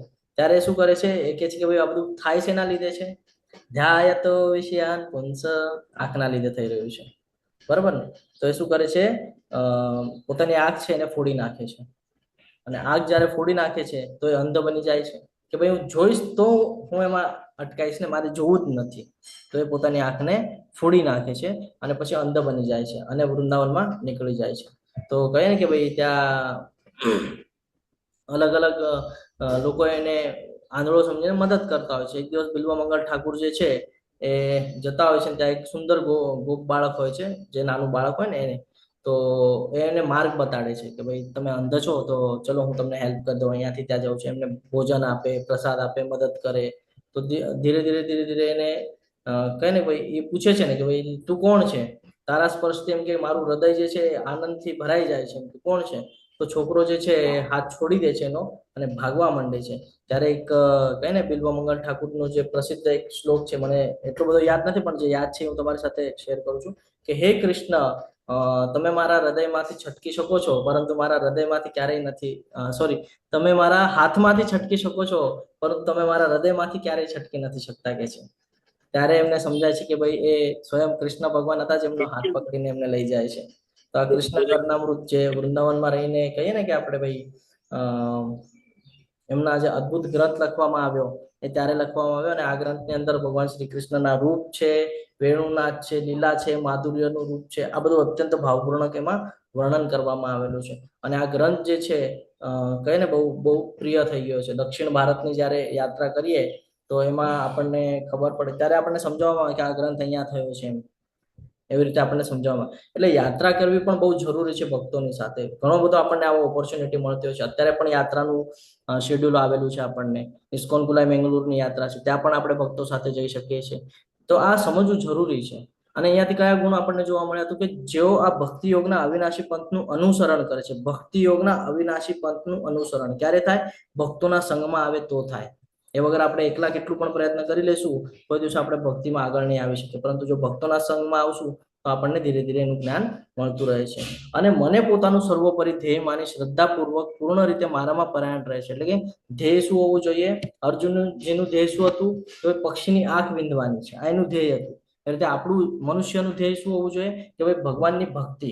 પછી અસંખ્ય જન્મ મળે, નો પ્રોબ્લેમ, પણ ભક્તિ ન છૂટવી જોઈએ. હમણાં બિલ્વમંગલ ઠાકુર પણ કહે છે ને કે તમે મારા હાથ છોડીને ભાગી શકો છો, પણ મારા હૃદયમાંથી તમે નથી છટકી શકતા કે છે. તો આ સમજવું પડશે, આ શ્રેણીમાં આપણને આવવું પડશે. અને એવા ભક્તો ભગવાન કે છે મને અતિશય પ્રિય હોય છે. તો આ અધ્યાય 12 નો આખો સારાંશ છે, જેની અંદર ભગવાન વ્યક્તિત્વવાદી નૈતિકવાદીનું જ્ઞાન આપે છે. પછી ભગવાન કહે છે કે ભાઈ ભક્તિ શું કામ સર્વોપરી છે, અલગ અલગ ભક્તિના પ્રગતિશીલ તબક્કા કહે છે કે તું આમ ન કરી શકે તો આમ કર, આમ ન કરી શકે તો આમ કર. અને લાસ્ટમાં એવા પ્રિય ગુણોનું જ્ઞાન આપે છે કે જેનાથી આપણે ભક્તિમાં તલ્લીન થઈ શકીએ. આ રીતે આપણો આજનો અધ્યાય અહીંયા પૂર્ણ થાય છે. તમે ખૂબ શાંતિપૂર્વક સાંભળ્યું એટલે તમારા બધાનો ખૂબ આભાર વ્યક્ત કરું છું. વાંછા કલ્પતરુભ્યશ્ચ કૃપા સિંધુભ્યૈવ ચ પતિતાનાં પાવનેભ્યો વૈષ્ણવેભ્યો નમો નમઃ. અનંત કોટી વૈષ્ણવ વૃંદ કી જય, ભગવદ ગીતા કી જય, શ્રીલ પ્રભુપાદ કી જય, સદગુરુદેવ કી જય. હરે કૃષ્ણ કૃષ્ણ કૃષ્ણ હરે હરે, હરે રામ હરે રામ, રામ રામ હરે હરે. હરે કૃષ્ણ. સર્વને દંડવત પ્રણામ. કોઈએ જવાનું નથી, હું તમારી સાથે કંઈક શેર કરવા માંગુ છું. હરે કૃષ્ણ પ્રભુજી, દંડવત પ્રણામ. હરે કૃષ્ણ, દંડવત પ્રણામ. હરે કૃષ્ણ પ્રભુજી, દંડવત પ્રણામ. હરે કૃષ્ણ. કોઈ જતા નહીં, મારે તમારી સાથે કંઈક શેર કરવાનું છે. પ્રભુજી, દંડવત પ્રણામ. આપણે હમણાં જે ચર્ચા કરી રહ્યા હતા ને કે અલગ અલગ રીતે આપણે સાધન બની શકીએ ભગવાનની સેવાનું, તો એવી એક ઓપોર્ચ્યુનિટી આપણી પાસે પણ છે. મેં ચર્ચા કરતા વખતે તમારી સાથે શેર કર્યું હતું હમણાં ક્લાસમાં જ કે આપણને પણ એક એવી ઓપોર્ચ્યુનિટી મળી રહી છે કે ઇસ્કોન કુલાઈ મેંગલુરની અંદર કોલેજનું નિર્માણ થઈ રહ્યું છે. બરાબર. હવે કોલેજ એટલે બધાને એમ લાગે કે ભાઈ ભૌતિક જગતનું હશે. નહીં, આધ્યાત્મિક છે. ભૌતિક જ્ઞાન તો આપણે ઘણું બધું લઈએ છીએ, પણ આધ્યાત્મિક જ્ઞાન આપણને દર વખતે મળતું નથી. અને ભવિષ્યમાં જો આપણે કહીએ ને કે ભાઈ 7 પેઢીનો ઉદ્ધાર કરવાની વાત આવે તો આપણે અલગ અલગ હવન વિધિ યા પછી પિંડદાનની વિધિને બધું કરાવીએ છીએ, પણ એ પણ જે પુરોહિતો પાસેથી કરાવીએ છીએ, પુરોહિતો એટલા સક્ષમ હોતા નથી, એ લોકો એટલું પાલન કરતા નથી, એના રીતે રિઝલ્ટ નથી મળતું. પરંતુ ગ્રંથરાજ શ્રીમદ ભાગવતમની અંદર કીધેલું છે કે જ્યારે તમે એનું શ્રવણ કરો છો, જ્યારે તમે એનો પ્રચાર કરો છો, તો એ કરવાથી તમારી 7 પેઢીનો ઉદ્ધાર થઈ જાય છે. અને એવું જ એક નિમિત્ત આપણને મળી રહ્યું છે કે ઇસ્કોન કુલાઈ મેંગલુરની અંદર ખૂબ જ મોટું એક કોલેજનું નિર્માણ થાય છે, જેની અંદર જે ભક્તો છે, ભક્તો ત્યાં રહી શકશે, નાના જે બાળકો છે ત્યાં રહી શકશે અને ત્યાંથી આ બધું જ્ઞાન લઈ શકશે ને એનો પ્રચાર કરી શકશે. તો આપણા બધા માટે છે. આપણામાંથી પણ કોઈની ઈચ્છા હોય કે ત્યાં ભાઈ આપણા બાળકને આપણે તૈયાર કરવો છે તો ત્યાં મોકલાવી શકે છે. અને દાનનું આપણે મહત્વ ગઈકાલે પણ સમજ્યા હતા, આજે પણ આપણે થોડુંક સમજી રહ્યા છીએ. અમરીશ પ્રભુજીનો આપણે ચર્ચા કરી કે 900 કરોડ રૂપિયા એમણે દાન કરેલા છે. તો આવી રીતે આપણે પણ ફાળો આપીએ. હવે અહીંયા સમજવાનું એક જરૂરી છે કે જે કામ આપણે ભગવાનને સમર્પિત કરીએ છીએ દિવ્ય બની જાય છે. બરાબર ને? અને જે કર્મ કરીએ છીએ એનું ફળ તો આપણને અવશ્ય મળવાનું છે. એક એક્ઝામ્પલ સાથે સમજીએ કે તમે કોઈ ગરીબને 100 રૂપિયા તો 500 રૂપિયા આપ્યા, બરાબર, કંઈક હેલ્પ કરી દીધી, તમારી પાસે ભગવાનની કૃપાથી ઘણું બધું છે, તમે એને હેલ્પ કરી દીધી. હવે એનો શું યોગ્ય ઉપયોગ કરશે તો એ વ્યાજબી છે, પરંતુ એનો યોગ્ય ઉપયોગ નહીં કરે, ફોર એક્ઝામ્પલ એને ખાઈ લીધું, તમને એમ લાગશે કે ભાઈ એનો આત્મા તૃપ્ત થઈ ગયો, પણ શું પાછું એને ભૂખ નહીં લાગે? તમે એને કપડાં આપી દીધા કે ભાઈ એની આગળ નથી વ્યવસ્થિત કપડાં, તો તમે એને કપડાં, શું એને પાછળ કપડાં નહીં જોઈએ? તો એની પરિસ્થિતિ બદલવી જરૂરી છે.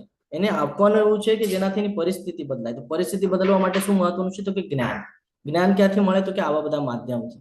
કાં તો તમે એને બુક ગિફ્ટ કરી શકો છો, જો એને વાંચતા લખતા આવડતું હોય તો તમે ગ્રંથરાજ શ્રીમદ ભાગવતમ છે, ભગવદ્ ગીતા છે, એ તમે ગિફ્ટ કરી શકો છો. એને પણ કામ લાગશે, એને આવતી જેટલી પણ પેઢી છે બધાને કામ લાગશે, કારણ કે ભગવદ્ ગીતા જન્મથી મૃત્યુ પર્યંત બધાના કામની છે, તો બધાને કામ લાગશે. તમે એને જપા માળા આપી શકો છો, જપા બેગ આપી શકો છો કે બધું માળા કરીને પણ તારા મનને શાંત કરી શકે છે. બરોબર, જ્યારે આપણે જઈએ છીએ કોઈની સાથે, કોઈના બર્થડે પાર્ટીમાં, કોઈના લગ્ન પ્રસંગમાં, કોઈના એનિવર્સરીમાં, તો ત્યાં આપણે આવી રીતે ગિફ્ટ આપી શકીએ છીએ. ત્યાં કંઈક ને કંઈક આપણે 200-500 રૂપિયાની વસ્તુ તો એને આપવાના છે, ફ્રેમ છે, આ છે, તે છે. એની જગ્યાએ જો આપણે આવી રીતે ગ્રંથ આપીએ તો એને કામ લાગશે ને ભવિષ્યમાં એની પેઢીને પણ કામ લાગશે. તો આવું જ એક સ્ટ્રક્ચર આપણી પાસે અત્યારે તૈયાર છે, રેડીમેડ છે. રેડીમેડ એટલા માટે કહું છું કે અત્યારે ફોર એક્ઝામ્પલ હું એક નાનું ઉદાહરણ દઉં છું. ફોર એક્ઝામ્પલ કે આજે આપણને ભગવાનની કૃપાથી આપણી પાસે ઘણું બધું છે, અને ફોર એક્ઝામ્પલ સમજો મેં ₹1,00,000 ત્યાં આપી દીધા. એક એક્ઝામ્પલ આપું છું તમને સમજવા માટે. તો હવે શું થશે? ₹1,00,000 કંઈક મહત્વનું ત્યાં ટેમ્પલની અંદરનું કામ થશે. એ જે કોલેજ બનાવવામાં આવે છે એ પણ એક મંદિર છે, બરાબર ને? તો એ ત્યાં કંઈક કામ થશે. હવે ત્યાં જેટલા ભક્તો આવીને ભક્તો બનશે ને ત્યાં, એ બધાનું રિઝલ્ટ મને મળતું જશે. કેમ? કારણ કે મેં એવા જગ્યા પર કહીએ ને કે ભાઈ ફાળો આપ્યો છે કે જ્યાં કન્ટિન્યુઅસ ભગવાનના ભક્તો આવ્યા કરવાના છે. અને ત્યાં કહીએ ને એક સાધારણ મનુષ્ય આવશે અને ભક્તની કેટેગરી થઈને બહાર પડશે. તો એ જેટલા લોકોને જ્ઞાન આપશે, ભગવદ્ ગીતાના 18મા અધ્યાયમાં ભગવાને કીધું છે કે જે આનો પ્રચાર કરે છે એ પણ મને પ્રિય છે, અને જેના લીધે પ્રચાર કરે છે એ પણ મને પ્રિય છે. તો પ્રચાર કોના લીધે કરશે? કોલેજ નિર્માણ થયું એટલા માટે. તો એનો ફાળો કોને જશે? કોલેજ નિર્માણમાં કોને ફાળો આપ્યો હતો? તો કે આપણે. તો જ્યાં સુધી એ કોલેજ છે, જ્યાં સુધી એ કોલેજની અંદર બધા ભક્તો આવીને ભક્તો બની રહ્યા છે અને જ્યાં સુધી પ્રચાર કરી રહ્યા છે, એનો તમામ પ્રકારનું શ્રેય ક્યાંક ને ક્યાંક આપણને અંશરૂપમાં મળતું તો રહેશે. હવે વિચાર કરો, આપણા કહીએ ને કે ભાઈ આપણા જે પેઢી છે એ પેઢીનો ઉદ્ધાર થશે કે નહીં થાય? આપણે આ લાંબેનો વિચાર નથી કરતા. આપણે એમ વિચાર કરીએ છીએ કે ભાઈ ક્યાં ત્યાં આપીએ, ત્યાં તો ઘણા બધા લોકો આપતા હશે. આપણે બીજાનો વિચાર કરીને છોડી દઈએ છીએ, આપણે પોતાનો વિચાર નથી કરતા. જ્યારે ફ્લાઇટમાં આપણે પ્રવાસ કરીએ ત્યાં કહેવામાં આવે છે કે ભાઈ ઇમરજન્સી કાંઈ સિચ્યુએશન થાય તો ઉપર માસ્ક મૂકેલું છે, એને ખેંચીને પછી લગાડજો. તો કહેવામાં આવે છે પહેલા પોતાનું લગાડજો, પછી બીજાનું વિચાર કરજો.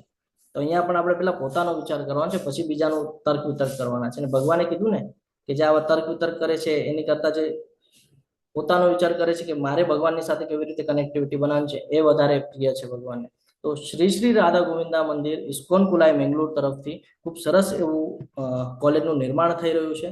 આપણે જોઈએ તો અહીંયા એક ગૌશાળા પણ છે. તમને બધાને વિનંતી છે, તમારા જીવનમાં તમને ક્યારે પણ 4-5 દિવસનો સમય મળતો હોય તો અવશ્ય આપણા ટેમ્પલમાં એકવાર વિઝિટ કરજો. તો તમને ખબર પડશે કે જ્યાંથી આપણને આ જ્ઞાન મળી રહ્યું છે ત્યાંનું એટમોસ્ફિયર કેવું છે, ત્યાં કેવી વ્યવસ્થાઓ છે, બધું ખબર પડશે. તો ત્યાં અલગ અલગ સેવાઓ છે. ગૌશાળાની અંદર ગૌ પૂજા છે, પછી એને ચારો આપે એની સેવા છે. તો ₹100 લઈને આપણે આમ ડેલી જીવનમાં તો ઘણા બધા પૈસા યુઝ કરતા હોઈએ છીએ ને, ₹100, ₹500, કંઈક મૂવી જોવા જઈએ તો 500 ને 1000 એમ ઉડી જાય છે આપણા. તો આપણે, અને અત્યારે ચાલી પણ રહ્યો છે પુરુષોત્તમ મહિનો, તો આપણે ₹100, ₹500, ₹1000 આપણને જે પણ યથાશક્તિ. અહીંયા કોઈ કોઈને ફોર્સ કરતું નથી. ઈચ્છા હોય તો, ઈચ્છા પણ કેવી? ભગવાનને સેવા કરવા પ્રતિ ઈચ્છા હોય તો. ઓકે, આ તો હું ખાલી તમારી સાથે શેર કરું છું. તમારે જો એવી સ્વીકૃતિ આવે કે નહીં મારે પણ કરવું છે તો તમારે કરવાનું છે. બાકી અહીંયા કોઈ પ્રકારનો ફોર્સ નથી. આ બધું ફ્રીમાં છે આપણને. ક્લાસના કોઈ પ્રકારના ચાર્જ લેવામાં આવતા નથી. અને આ જે લિંક છે, આ લિંક પણ કોઈને પર્સનલી શેર કરવામાં આવતી નથી. આ બધી લિંક છે એ તમને ગ્રુપના અંદર મળી જશે. ગ્રુપમાંથી તમે કરી શકો છો. અન્યથા તમે આપણા જે એડમિન કોર્સ છે એમનો સંપર્ક કરજો, એ તમને લિંક પ્રોવાઈડ કરાવી દેશે જ્યારે તમને આવી ઈચ્છા હોય. તો અહીંયા અન્નદાનની પણ સેવા છે. ₹501 માંડીને યથાશક્તિ જેટલા દઈ શકાય એટલા આપણે, ઘણા બધા લોકો કરે પણ છે. ગઈકાલે પણ ઘણા બધા લોકોએ કરેલી છે.